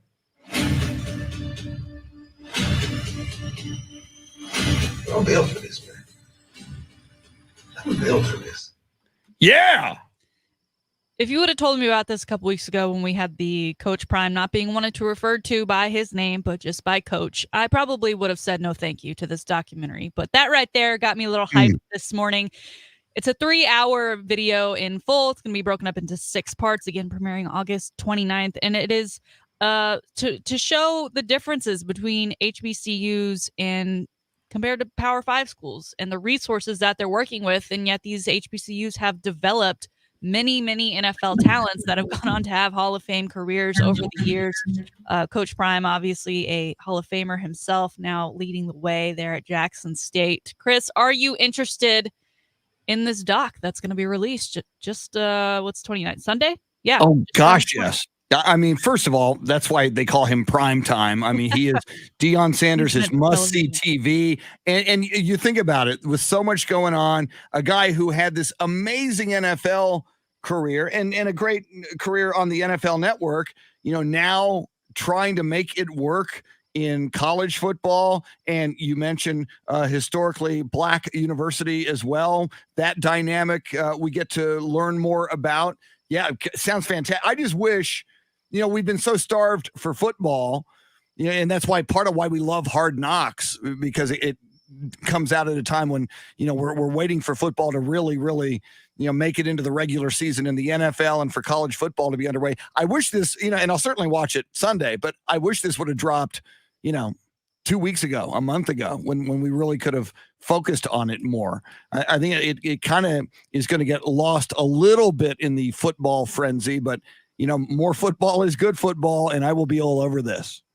He, of course, if you go over to Coach Prime's Twitter, is tweeting plenty of Coach Prime-isms just recently after this drop, saying, give more if you want to get more. It's just that simple. Hashtag Coach Prime. So I'll definitely be tuning in. I don't know if it'll get my full attention as the NFL season gets underway on Sundays, but I'll check it out for sure. All right, moving on to some more football news, this time with Michael Thomas. Sir, we know that there's been some issues between him and the Saints because he was apparently supposed to get his injury worked on in the offseason, right? So he could come back fresh and ready for camp and ready for the season. And that did not occur. He showed up. The injury was still the same. He needs to get surgery. He gets it. And now he's going to be out for some time at the beginning of the season, which is already a hit to a team that's already dealing with a new quarterback leading the franchise that, he was going to be a safety blanket for whoever stepped in under center. Well, I don't know if this has anything to do with it. If he's like, maybe I'm going to be hurting for money. I'm already in trouble. Maybe I should blame it on someone else. But apparently from February to April, he went to LA, which a lot of players do in the off season. They enjoy the weather. They enjoy all the availability that's out there for them to do as far as entertainment. So he went out to LA and he rented a home, Chris. The home cost $60,000 a month to rent. Oh, so not cheap. I mean, that's like Jay-Z, Beyonce balling right there, in my opinion. On top of that, he paid a $60,000 deposit. And he had an agreement with the owner that, he wasn't going to bother him, that he was there to train and, enjoy probably a little bit of free time activities, but mostly to train and get healthy, use the pool, use the workout equipment. It had its own gym. Apparently, a lot of the equipment, including appliances and the pool, were having issues. The owner would walk in unannounced very often, including on training sessions, which would then be interrupted. And so Michael Thomas is now suing the owner of this vacation rental because on top of that, he apparently did not get his $60,000 deposit back. Now, we don't know. Maybe he trashed the place. I don't know. And I don't know what was written in the lease agreement that made that deal, whether or not you earned it back or not. But Chris, he's suing him for $1 million. $1 million. Is he trying to say that because he couldn't train the way he wanted to, because he couldn't relax the way he wanted to at this vacation rental home, because he kept being interrupted, because he couldn't get the oven to work, that he is now needing $1 million because he's not available at the start of this NFL season. Oh man, $1 million. Yeah, and obviously I'm sure that's probably the strategy the attorney has to make that case in a court of law in that suit. But my good, first of all, there's nothing worse than having a vacation rental and having the landlord show up. So I get that, but I mean, that doesn't entitle you to sue for $1 million. But my good, and probably there's wrongdoing on both sides. Michael Thomas may have trashed the place, and maybe the landlord was showing up because something was, not going just right. So weird situation. Michael Thomas, now with the Scottie Pippen Award for deferring his surgery and treatment a little too long in the offseason and therefore affecting his team's fortunes. I can't feel that sorry for Michael Thomas here. Yeah, sue for the $60K you didn't get back from your deposit. Sue for, just getting the entire amount back from the $60K as well as the $60K a month you paid to rent it. I don't know how you go from there to a couple, maybe $100,000 to $1 million. It'll be interesting to see how this plays out. I mean, I don't know who the homeowner is. Obviously, he's pretty well off considering he has a giant home to rent to people like Michael Thomas, but $1 million, that's a lot of coin. Michael Thomas, I don't know what you're doing. All right, finally, we're going to go to another suit that was announced yesterday. Chris, are you familiar with Nirvana's Nevermind album? Yes, I am. It was a huge, big gazillion seller. Good. And very much so. And so you recall the album cover with a little naked baby boy in a pool reaching out after a dollar bill. Yes, I do. It's an icon, one of the most famous album covers ever. It sold 30 million plus copies as of today. Well, that baby boy, Spencer Eldon, is now 30 years old, Chris, and he is suing the band, which in total is like 15 people, including the estate of one Kurt Cobain, for sexual exploitation, basically child pornography, for this photo, saying his parents never signed a release.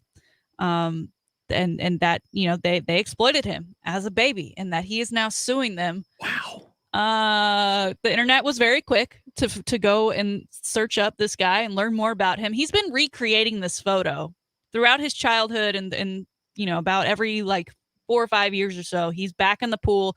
He is wearing swim trunks, but he's back in the pool recreating the photo and putting it alongside his baby photo to say, I'm the guy. Yeah. He's got some notoriety with this and has had it for years. And every now and then he gets interviewed. And sometimes in the interviews, apparently he is very much into the fact that, yes, I am that kid. And other times he feels weird about it, which, is probably understandable. You didn't have any control at that point. But this all just seems ridiculous because if everyone sued everyone who ever posted a baby picture online of a naked baby, everyone would be sued. That's like a thing that people do. It's not really ever in my mind been viewed as something as sexual exploitation unless you're a total creep and looking at it from that way. Mm-hmm. Do you think he has a case here? And why now he's 30? Does he need money? What's happening? Yeah, again, lawyers, and I'm married to one, but I'm married to a good one. But I mean, lawyers have to justify their existence and want to make some money. Some lawyer talked to this dude and said, hey man, I think we've got a case here. And again, I mean, you never know what might actually win, but I'm totally with you. I mean, unless you're an absolute creep and freak, a photo of a naked child is a common thing. And there is a certain innocence and beauty to that photo that people don't look at from a sexual angle at all. But but you make the huge point. He has over the years embraced this, celebrated this, and therefore publicized. I'm that guy. And probably profited. Yeah. So, I mean, there's that. I just wonder if you're Nirvana or the estate of Kurt Cobain, obviously you've got the money to lawyer up and go and fight this. I wonder if there's a way for them to countersue and, stick it to this guy and, make him, pay their legal fees for having to deal with this in court. I've also seen the argument of do you just settle?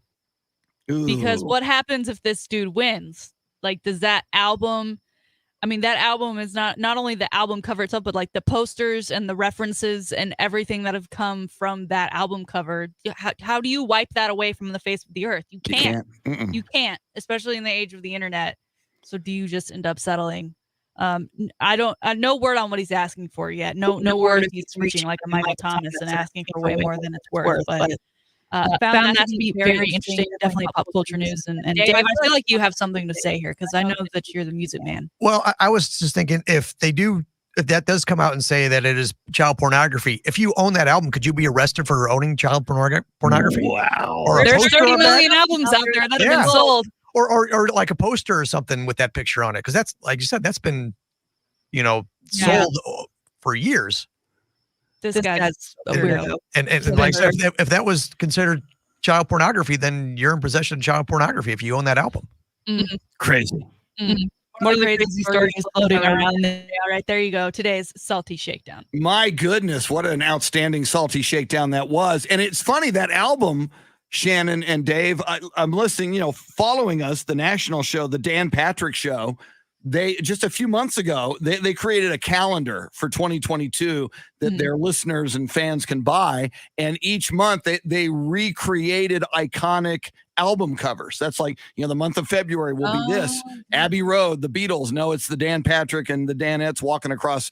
But one of them was the Nirvana. One of the guys, one of the Danettes was talking about, was with a photographer in a pool. And obviously he wasn't naked because he's a grown man. So I think he was wearing swimming trunks. But when the photographer went underwater, had the dollar bill, and they tried to recreate that iconic Nirvana album. Yeah. So, but I wonder also, Shannon, in a weird way, by this guy bringing the suit, he kind of makes himself more famous. So no matter what happens, this guy who, owns it and every so often poses with it, and he probably signs album covers and maybe charges you a couple bucks to sign an album cover. I mean, maybe in a weird way, even if this fails, it might make him more famous, and maybe that's what maybe he's looking for his 15 minutes of fame, which he already had as a kid in all these years, but wants to take it to another level. Yeah, he's asking for more than $1 that he was swimming after before at this point. He'll end up on one of those like VH1 behind the scenes stories and on the rounds where you go to one of those conventions and he's sitting there at a table.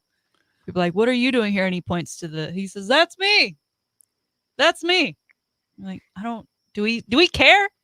I don't think so. I can't wait to hear like Dave Grohl or hear, a soundbite or three. I'm still waiting for the rebuttal. Yeah, the rebuttal's going to be very, very interesting. Everyone loves Dave Grohl too. Yeah.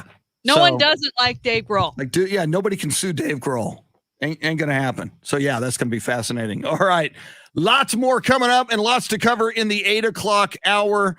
We've got NFL news of some starting quarterbacks in the NFL. So we'll talk NFL, we'll talk college football, and a whole lot more. You want to jump in with us, you're welcome to 800-707-9760. She's the salty one. I'm Chris. Till 9, Chris Duel Show. All right. Let's see.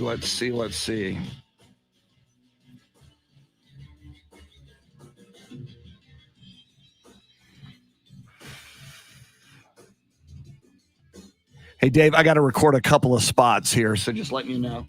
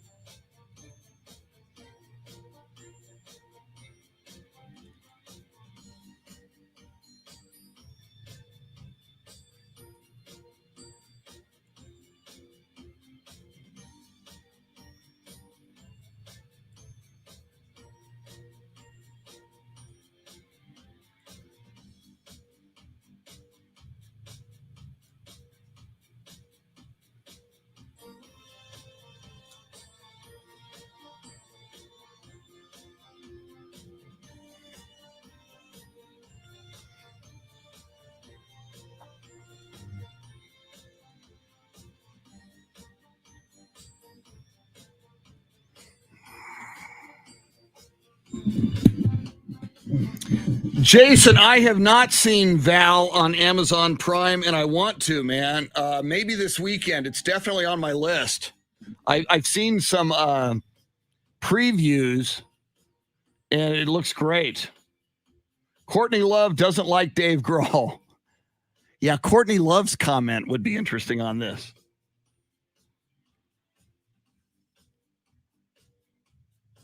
All right.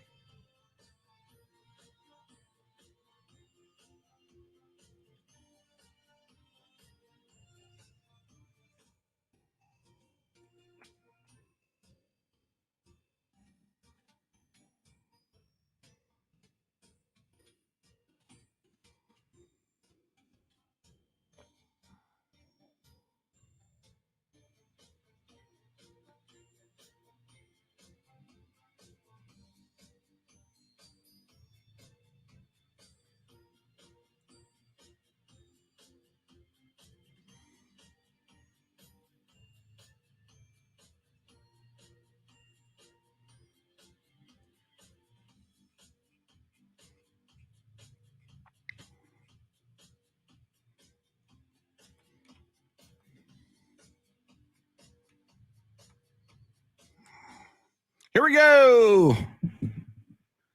8 o'clock hour.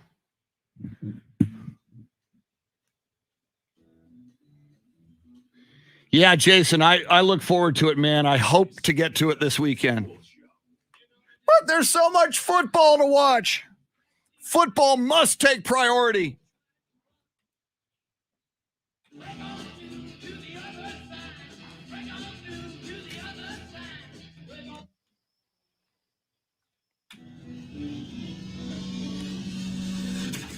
Now, Chris Duel. It is a Thursday, but it is a beautiful, glorious football Thursday, as footballs will be flying through the air, pads will be popping, high school football across the great state of Texas tonight and tomorrow night, college football that we can watch on television, or if you're in Champaign, Illinois, or, Pasadena, California, you can go to football games. There's a few college games as the weirdly termed week 0 begins this weekend. It's the Chris Duel show with Shannon, Salty, Sweeney. And Shannon, I don't know, the whole week 0 thing is just weird to me. I just can't this just be week 1 and next week be week 2 and the Longhorns and most everybody else just happens to play in the second week. I week 0. And the other thing, and I know this is like a big thing at colleges as well, players wearing number 0. Now it's a coveted number in some programs, like at UTSA. Andy Everett's talked about it, the area code 210. So if you wear 0, if you get to wear 0 at UTSA, you're a stud. But players wearing, Johnny Moore, former Longhorn, he was number 00. And his number 00 is up in the rafters at the AT&T Center with the Spurs. The number 0, I don't know. Yeah, well, growing up, and when it came to jersey selection, that was never. I mean, it wasn't available, but as like a thing you could choose. But I don't think I would have ever thought to have chosen it. I think every kid was like, I want to be number 7 because I want to be 0. And then when it comes to like week 0, it feels like every year we get more and more games on week 0. I don't know that they obviously matter to those schools that are in them. They're not seen as these giant, huge games. And obviously that Nebraska game was supposed to be played elsewhere. And then, we're still dealing with COVID. So it's not going to be, I guess, the big spectacle that it was going to be. But I agree. As more and more schools kind of jump into this week 0, I think eventually it'll just turn into week 1 and we'll consider the college football season to be just 1 week longer. Yeah, or call it kickoff weekend or something. I'm noticing Jason Paniagua on our live video feed. He's accessing us through YouTube. Mentions Jim Otto. Jim Otto was a center for the Oakland Raiders, who was in the Pro Football Hall of Fame, but he was number 00, and he chose it. I'm not just number 0, I'm number 00. So I'm a 00. And I remember, when I was in high school at Holmes High School, we once, the team was going through a rough year, and one of the coaches said, "You're all a bunch of zeros. You're all zeros, and our fans aren't supporting us, and they're zeros." So some of the students formed what was called it was a pep squad called the Zero Club. So it's like, yeah, we're zeros. We're going to just start the zero. We're going to celebrate it. We're the zero. And they actually the Zero Club wound up becoming a thing and wound up attracting really like hardcore Holmes Huskies, spirited supporters and fans of the football team. I don't know if you're familiar with the book or the movie Holes. Holes. I don't think that movie came out when I was in 4th grade, and it's still kind of like a very cultural thing for, I think they still read it growing up. So then they end up seeing the movie, and there's a character named Zero, and he's nicknamed Zero for like all of the wrong reasons. Like the kids just bullied him. But by the end, you're like, that's the coolest guy here. He's everyone, like Zero's just cool. And I don't know if maybe with this, youth movement that's happening across sports, that maybe that plays in the back of their mind of like having the nickname Zero is pretty awesome. Yeah, and if you choose it and embrace it, just like Jim Otto of the Oakland Raiders did and made it a thing, it's just I just find it odd. Dave, am I weird? Or do you embrace the number 0 as a sports number for a player? It would never be my first choice.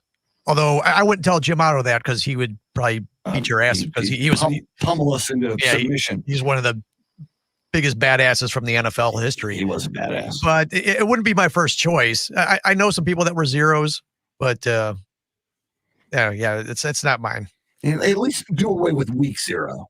Yeah, kickoff weekend. Well, and usually when I was playing sports, I had a number that meant something to me. Yeah, it was one of my favorite players or something. Unless one of your favorite zeros or one of your favorite players was a 0. True. Then you may embrace it. I heard the story long ago. Tony Romo, when he chose the number 9, that his favorite movie or one of his favorite movies was The Natural, where Robert Redford plays the baseball player Roy Hobbs in The Natural, and he was number 9 in The Natural. So, I mean, to your point, Dave, I think a lot of people, when you can choose your number, it has meaning for you. I know a lot of times you just get assigned a number by a high school or a college and you live with it, but the number should mean something. I do agree with that. What's your favorite number, Chris? You were a jersey, or what's your number? No limitations. I always embraced the number 13, and I guess it's kind of like people embracing 0, because everybody said 13 was unlucky. And I thought, you know what? Fine, give it to me. Give me number 13. If people want to avoid it or stay away from it, I will take it and I will embrace it. So I guess that is the same philosophy of somebody wanting the number 0. 0, yeah, I'll take that. What about you, Shannon? Favorite number? 17. Jorge. Why? When I got to select soccer, when we got to choose whatever number we wanted, of course, everyone wanted number 7. I was one of them.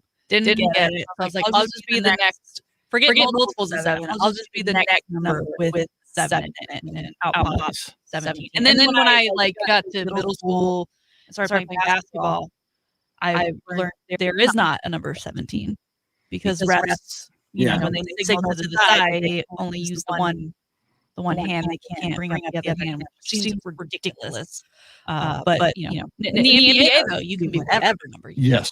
Although back in the day, I remember, because I once had an ABA handbook, and they still applied that back in the ABA, where you could, whatever fingers are on each hand, you could be number 55, but you couldn't be number 65, because the ref typically didn't have that sixth finger when signaling. But yeah, the NBA has long ago just let that go, and you can be any darn number you want. So, all right, let's dive into a little bit of, and John Williams is saying you earned that number, correct, on the live video feed at UTSA. Again, the 210, if you get number 2, number 1, or number 0, only the best of the best in that program get it. Speaking of that program, Jeff Traylor, the head coach of UTSA, who is going to be watching very closely on Saturday when Nebraska is at Illinois, because the very next Saturday UTSA will be at Illinois. Jeff Traylor is going to join us on Monday and every Monday at 8:35 throughout the football season. And not only if you're a UTSA fan, he's just a great man, a great coach, and a great interview, but he was also an assistant coach for the Texas Longhorns. So if you have just an interest in football, he's just a fascinating football interview. And he's one of those guys, Shannon, who's like straight out of Central Casting. I mean, he looks like a football coach. He sounds like a football coach. He's inspiring like a football coach.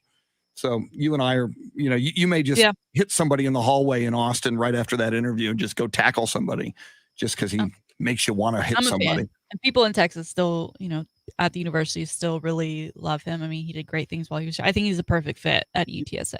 I do too, and he's one of those guys who, people say, either A, he's going to be very successful here, and there's big expectations for UTSA football this fall. He's either going to be very successful here and build a program here that's kind of like, Central Florida or South Florida, that's not necessarily a huge brand like a Texas, but can win a lot of games and make a lot of noise, and he can put his mark on it, or somebody else is going to snap him up.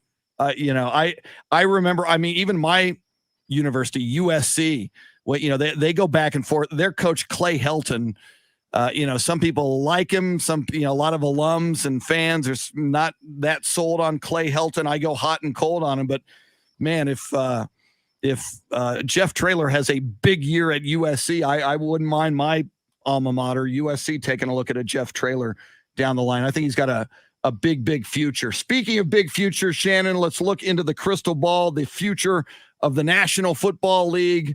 As we talked about it 2 weeks from tonight, it'll be the Dallas Cowboys on Thursday Night Football taking on the Tampa Bay Buccaneers. That is going to be a crazy good football game.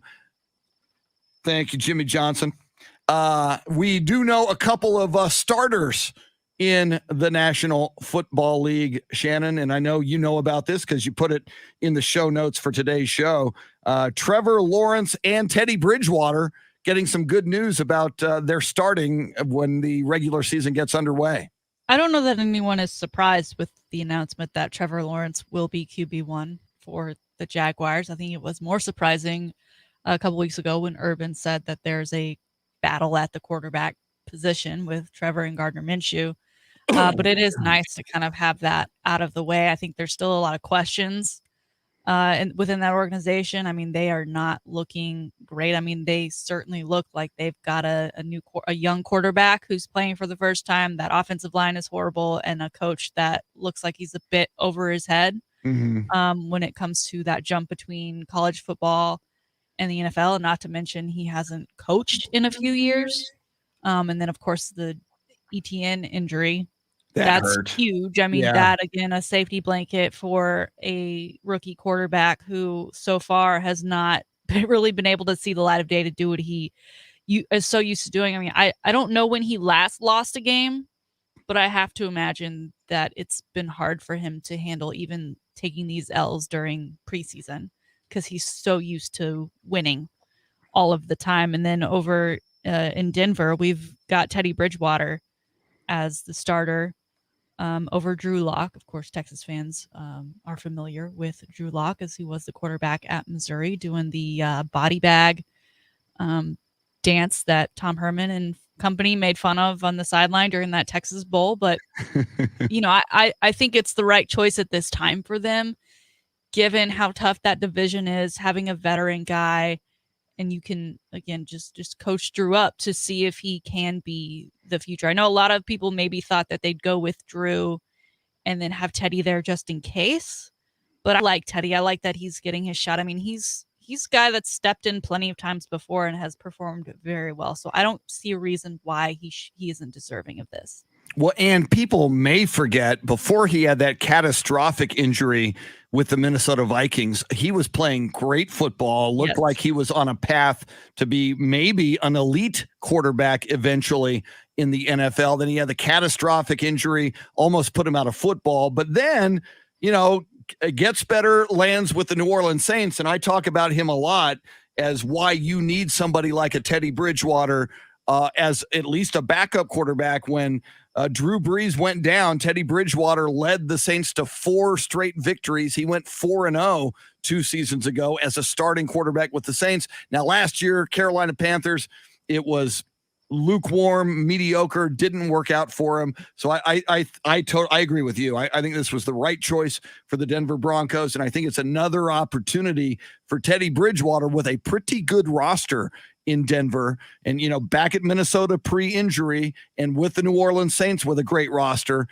When he's got good pieces around him, Teddy Bridgewater can win a lot of football games.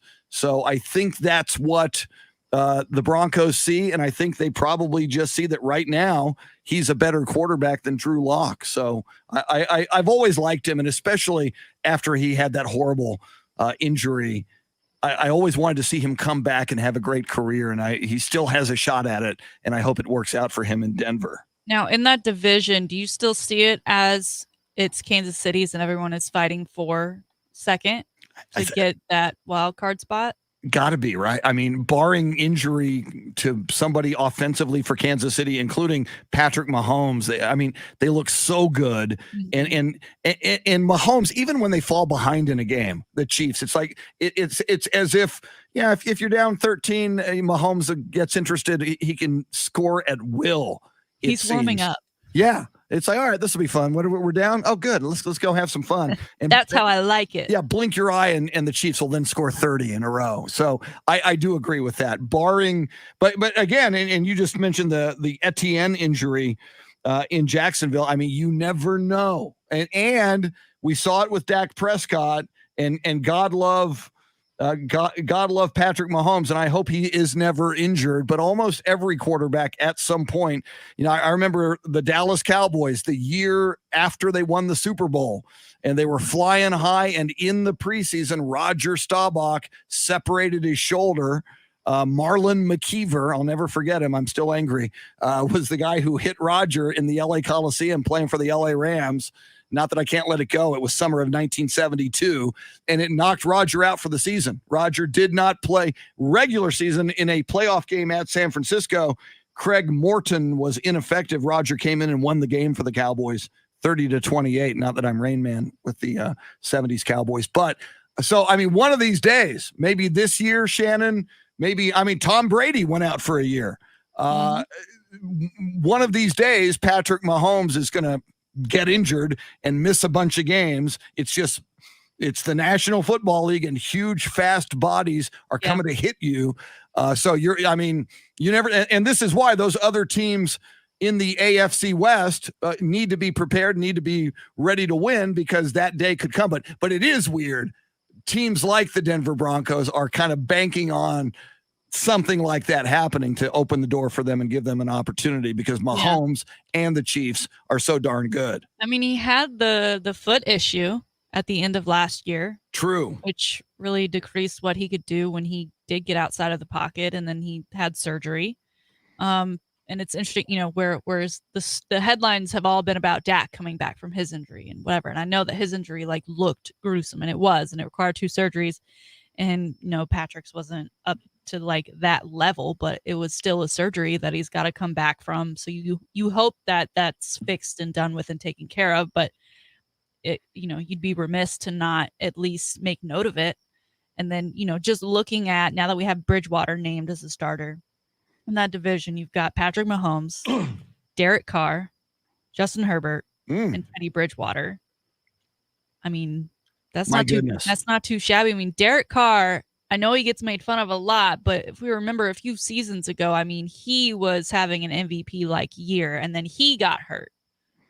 So, I think it could be very much up in the air if Kansas doesn't get off to a hot start for that division. But I think and you mentioned Justin Herbert and the LA Chargers. They're another team, and that's the Cowboys. A little bit of an unknown. Yeah, but he was so darn good as a rookie, and you got to believe Offensive Rookie of the Year. Yeah, with that year under his belt, and now knowing that system for a year, you would expect him to be very, very good this year, and having a true off season and preparation and preseason to work with.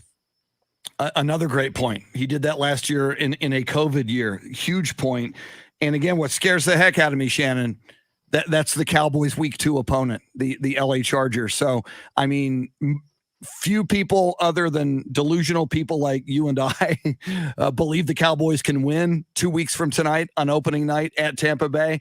You lose that, and then if you go lose to the LA Chargers and you start off 0-2, that's going to be Mike McCarthy's already on the hot seat. Yes, but the only good news if that happens is you're in the NFC East, and you look at what that NFC East was a year ago, and I know a lot of people are high on the Washington football team, but if it were any other division and you started off 0-2, I'd be gripping. But because it's the NFC East and you will have yet to have played anybody in your division, if the Cowboys start off 0-2, I'm not going to freak out that badly, because you will have at least gotten 2, certainly 1 in Tampa Bay, 1 real tough opponent out of the way. And before it's all said and done, I think we'll look at that LA Charger football team and say they're darn good. And that was a huge week 2 opponent for the Cowboys. Now, I know you have a thing with the blue jersey curse with the Cowboys. It's the blue jersey jinx. It's real. You believe in the November slump? Not necessarily, although Tony Romo era thing. Yeah, data will indicate that it's been a thing for the Cowboys. It's going 0-2, as great as it sounds to say we've got 15 more games this season. A month of that is in November, and historically that hasn't been great. You're right. You're Even absolutely more reason right. to get a win in the first 2 games, at least one. Yeah.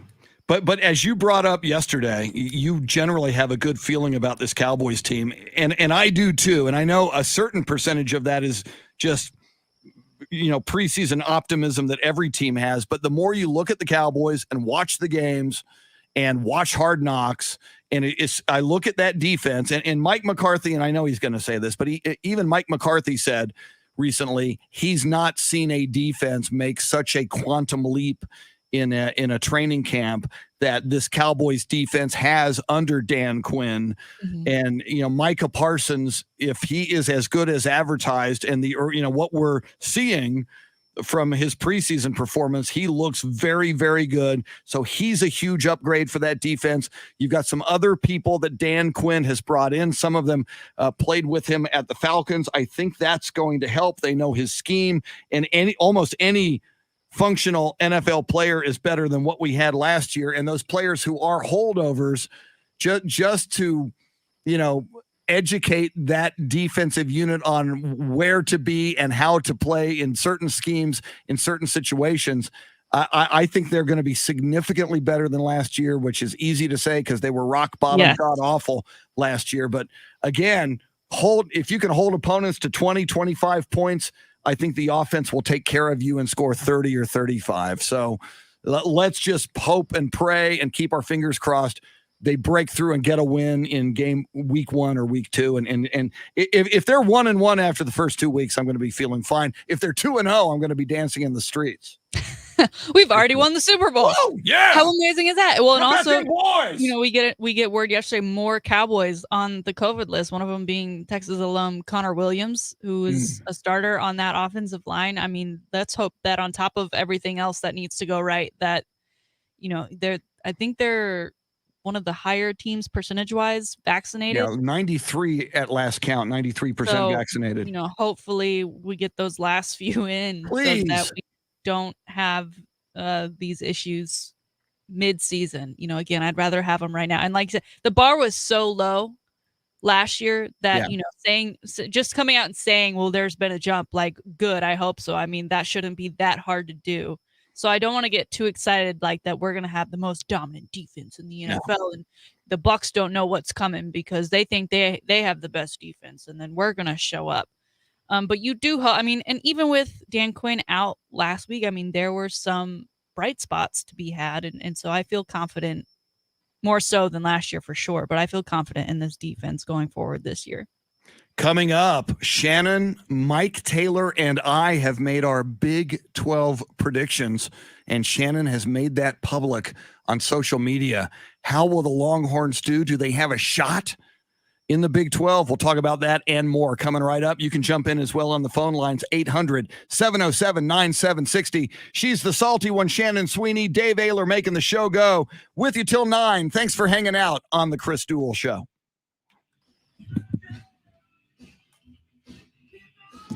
John, Fred, Jason, thanks for finding your way into the YouTube stream after, for some reason, it's not happening on Facebook this morning. I don't know why, but that's where we are.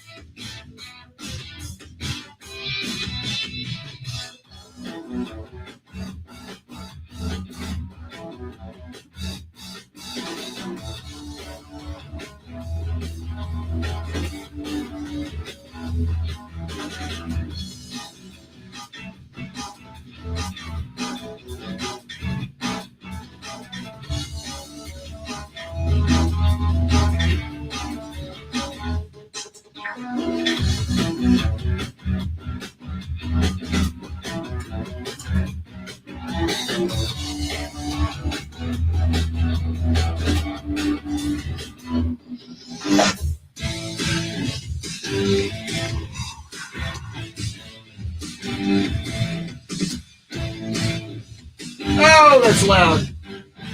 It's so loud. First, right? Let's see here.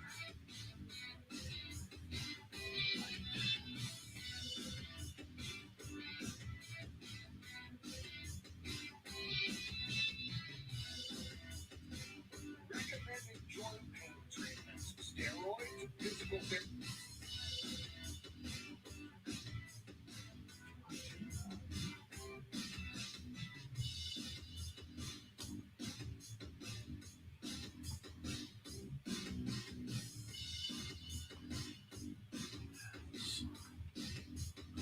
This is.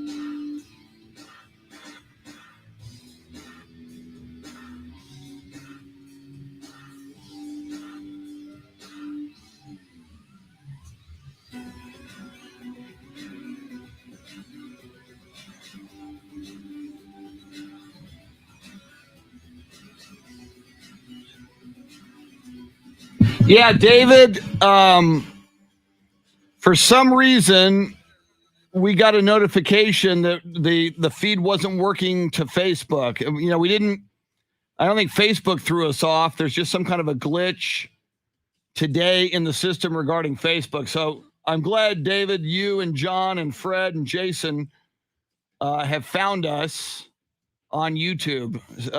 So when in doubt, if this happens again, give that a shot. And so, yeah, I have no idea. We'll try it again tomorrow, and hopefully everything will be back to normal on Facebook.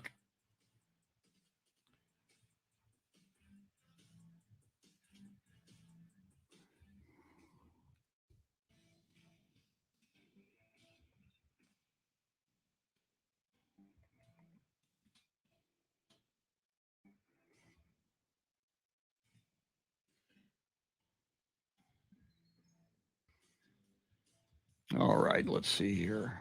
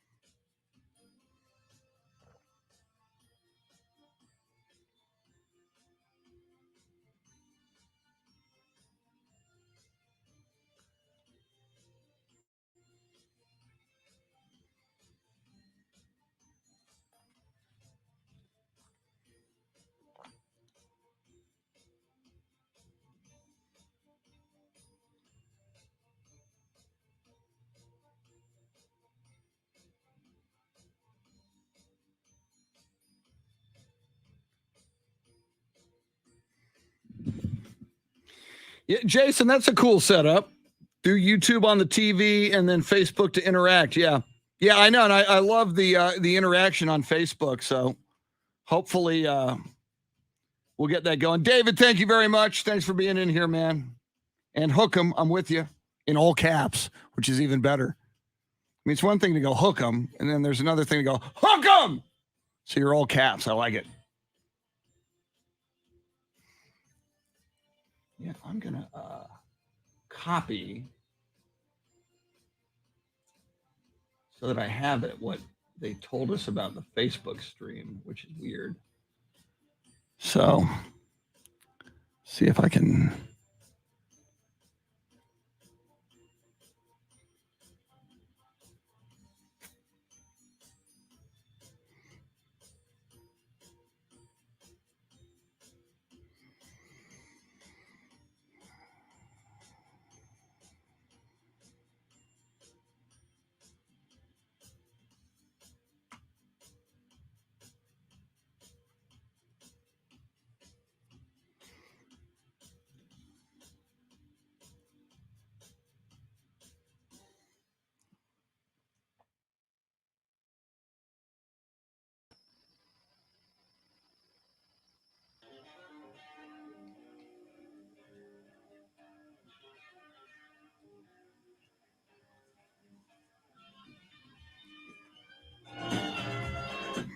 Layla by Eric Clapton. Eric Clapton coming to Austin in September to the Frank Irwin Center. We gave away tickets not long ago for you on this show.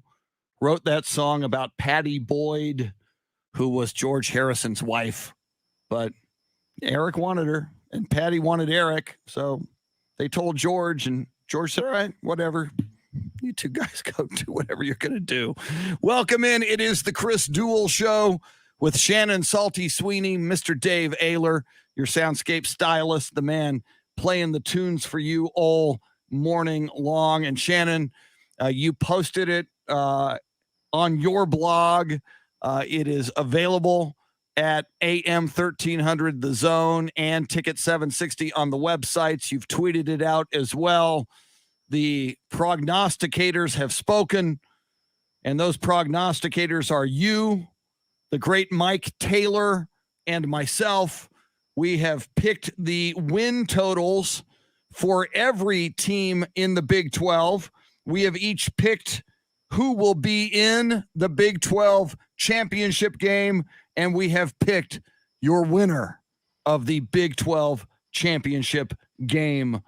So let it be written, so let it be done, and it is. Shannon Salty Sweeney, what do you have to say for yourself and your picks, and are you surprised by anything Mike or I have prognosticated? Well, for one, I don't feel good about myself, Chris. I think this is the first time since I've started doing this the last couple of years that I have not put Texas in the Big 12 championship game and then been so optimistic to say that they would win it, because I have Oklahoma versus Iowa State. You are, in fact, the only one to include Texas in the Big 12 championship game and have them beating Oklahoma. Mike and I share the same sentiment that Oklahoma will be defeating the Cyclones in that game. We did add a Vegas column for those interested in the Vegas. Those do include those half games in there. We went full games because at the end of the day, no one gets a half win and no one plays half of a game. But it is interesting. A lot of the things that we're similar on. I mean, everyone agrees that Kansas, they're just happy to be here. They're just happy to be around and have a football team and have a program. Obviously, they're coming up with a new coach under some pretty awful circumstances, and having to get rid of Les Miles for reasons unrelated to football. And just when you kind of thought maybe that program would be on an upturn, they seem to be right back where they've been for so many years. Baylor, we all went with 5 wins, which I think is interesting. Baylor, they had their moment in the spotlight. And then again, all things non-football related just happened to be around the football program. Yeah. Kind of brought them back down, and they're kind of struggling to kind of figure out their identity, I feel like, at this point. And now they don't have Charlie Brewer. So what's that going to look like? Texas Tech did not fare very well last year. They started the season off okay, but then I think they only won 1 game in the back half of that season last year. And so they're just really, again, struggling to find an identity, who they are. Are they going to be that old school Tech spread offense? So, you and I both picked 4 wins for them this season. Mike saying they're only going to get 3. Yikes. So no faith whatsoever in the Red Raiders this season. Kansas Sorry, State. Red Raider fans. I know we have a few listeners who are big Red Raiders out there. But I'm sorry. Guns up. Kansas State has typically been kind of a middle of the pack team. And it's interesting that, Texas has really struggled to play in Manhattan, but that game is at home at DKR this year. So you and I both, again, we matched again, gave them 6 wins. Mike, I guess, I'm usually the one that goes with most of the unders, but he went with 4 wins. Their over under there is 5.5. So Chris and I going with the over. Iowa State, who myself and Mike have pegged to go to that Big 12 championship game, to have another breakout season, to make a strong case for getting into a conference if the Big 12 does die. We both have them at 10 wins, while Chris, you only have them at 8, and I guess you had to go down a little bit so they wouldn't go into the Big 12 championship. They're going to stumble. I think teams seem to be there, but yeah, give us your thoughts on 8 wins for Iowa State. I think they've got a kind of a target on their back. They're not going to surprise anybody. I think people, they are a very good football team, but I think the rest of the Big 12, and certainly in games such as against Texas and TCU, some of these teams that can beat Iowa State on a good day. I just think other teams in the Big 12 are going to be more prepared for Iowa State. I don't have the confidence that they can sustain the success they had a year ago. And I think Texas is going to get better every week, and that's what's going to benefit them. Yeah. And I'll, when we get down in a few moments to talk about Texas and Oklahoma, I think that's kind of reflected in how I see the regular season playing out in the Big 12 versus the Big 12 championship game. But yeah, I see Iowa State stumbling a little bit, 8 wins instead of you and Mike Taylor have 10 for them. And the Vegas says 9.5 is the over under. So I'm counting on Iowa State stumbling, and that plays right into my Texas pick. Iowa State has done a good job at winning games. They should have won, except that first game last year. That was not pretty and not a good look for the Big 12 overall, losing to a non-Power 5 school. But They have also been great at winning games that people didn't think they should win. Obviously, that big win over OU not too long ago. I am nervous because Texas plays at Iowa State. And again, kind of like Manhattan, they've been tripped up there before. It's an incredible environment when those sirens are going off. The time for that game has not been announced, but I'm hoping it's earlier rather than later because it can get pretty crazy up there. All right, West Virginia, again, didn't fare very well last year. I think they're still getting used to their new coach and everything that's going on over there. So they're, again, middle of the pack team, 6.5 wins predicted by Vegas. You and Mike have said 7 wins. You went with the over. I played the salty hand and went with just 5 wins. I don't really see where they get them. I think at this point they may be a little bit checked out of the Big 12 considering all that's going on and just looking forward to probably joining the ACC in the future. TCU, Mr. Mike Taylor's alma mater and favorite team. He and I both went with 7 wins. So he actually took the under because they are at 7.5 wins according to Vegas. And you, sir, went with the over. Where do you see that coming from this season? Just because TCU, they're always prepared and they're always good. And I just think in a year where I've got Iowa State kind of underperforming, I think that, teams like a TCU are going to pick up maybe a win or 2 more than they're expected by Vegas too. I just got them a half a game better than Vegas at 7.5. So, and just 1 game better than you guys have them at 7. So I just think they're going to be tough because they usually are. And I think they will be once again. It is also hard to doubt Gary Patterson because he is an exceptional coach. And as we discussed yesterday with Bill Schoening, quite the musician as well. If you haven't heard his song Game On, which he dropped last year before the beginning of the season, it's a pretty good one. It's also got a great TCU music video too. All right.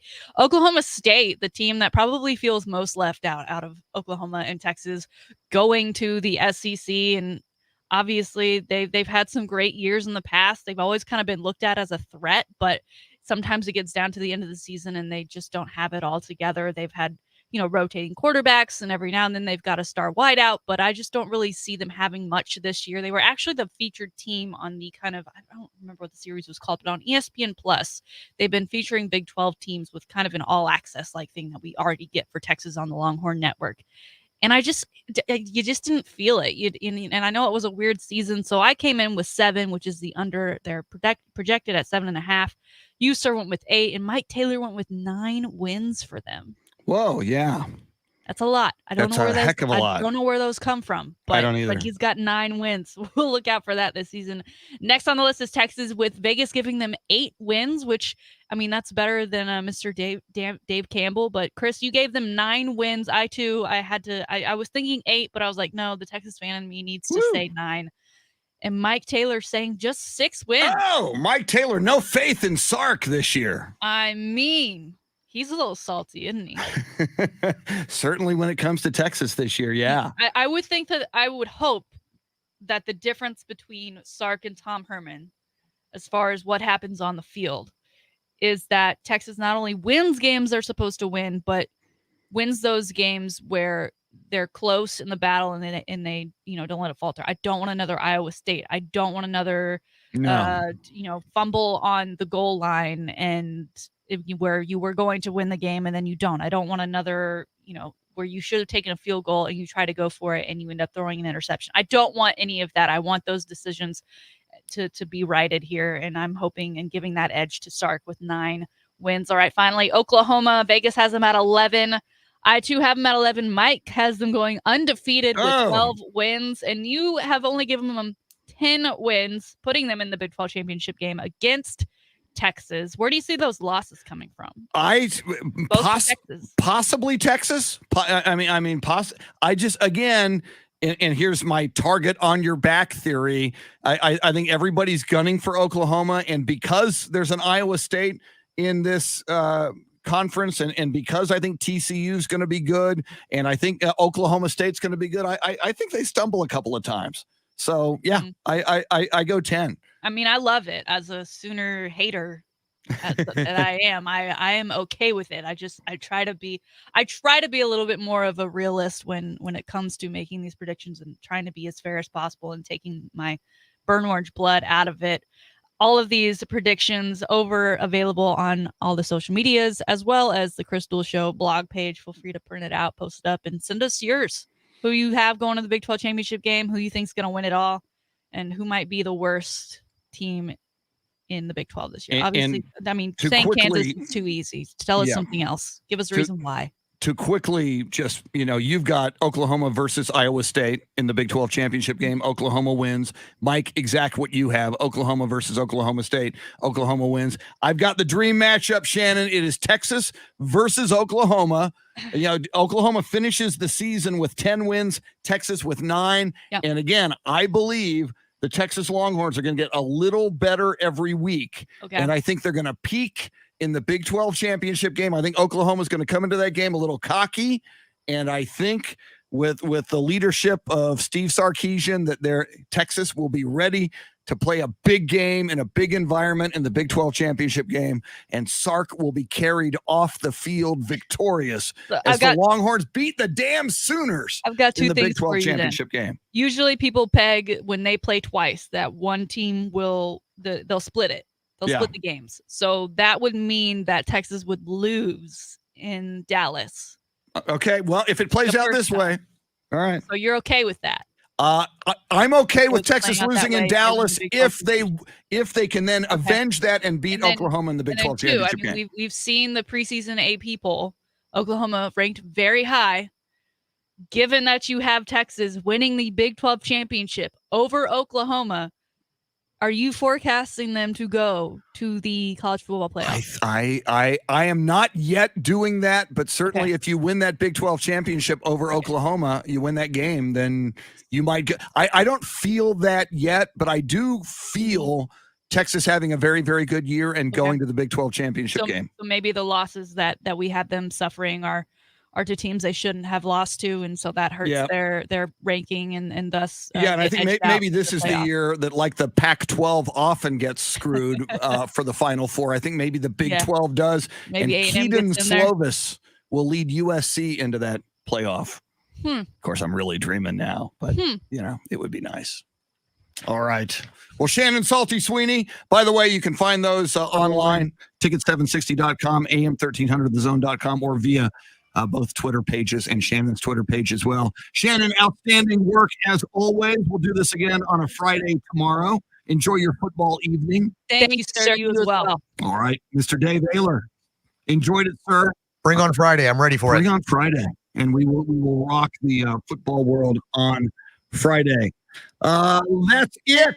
We are going to enjoy high school football tonight. Shannon, best of luck to your alma mater in the Taco Shack Bowl.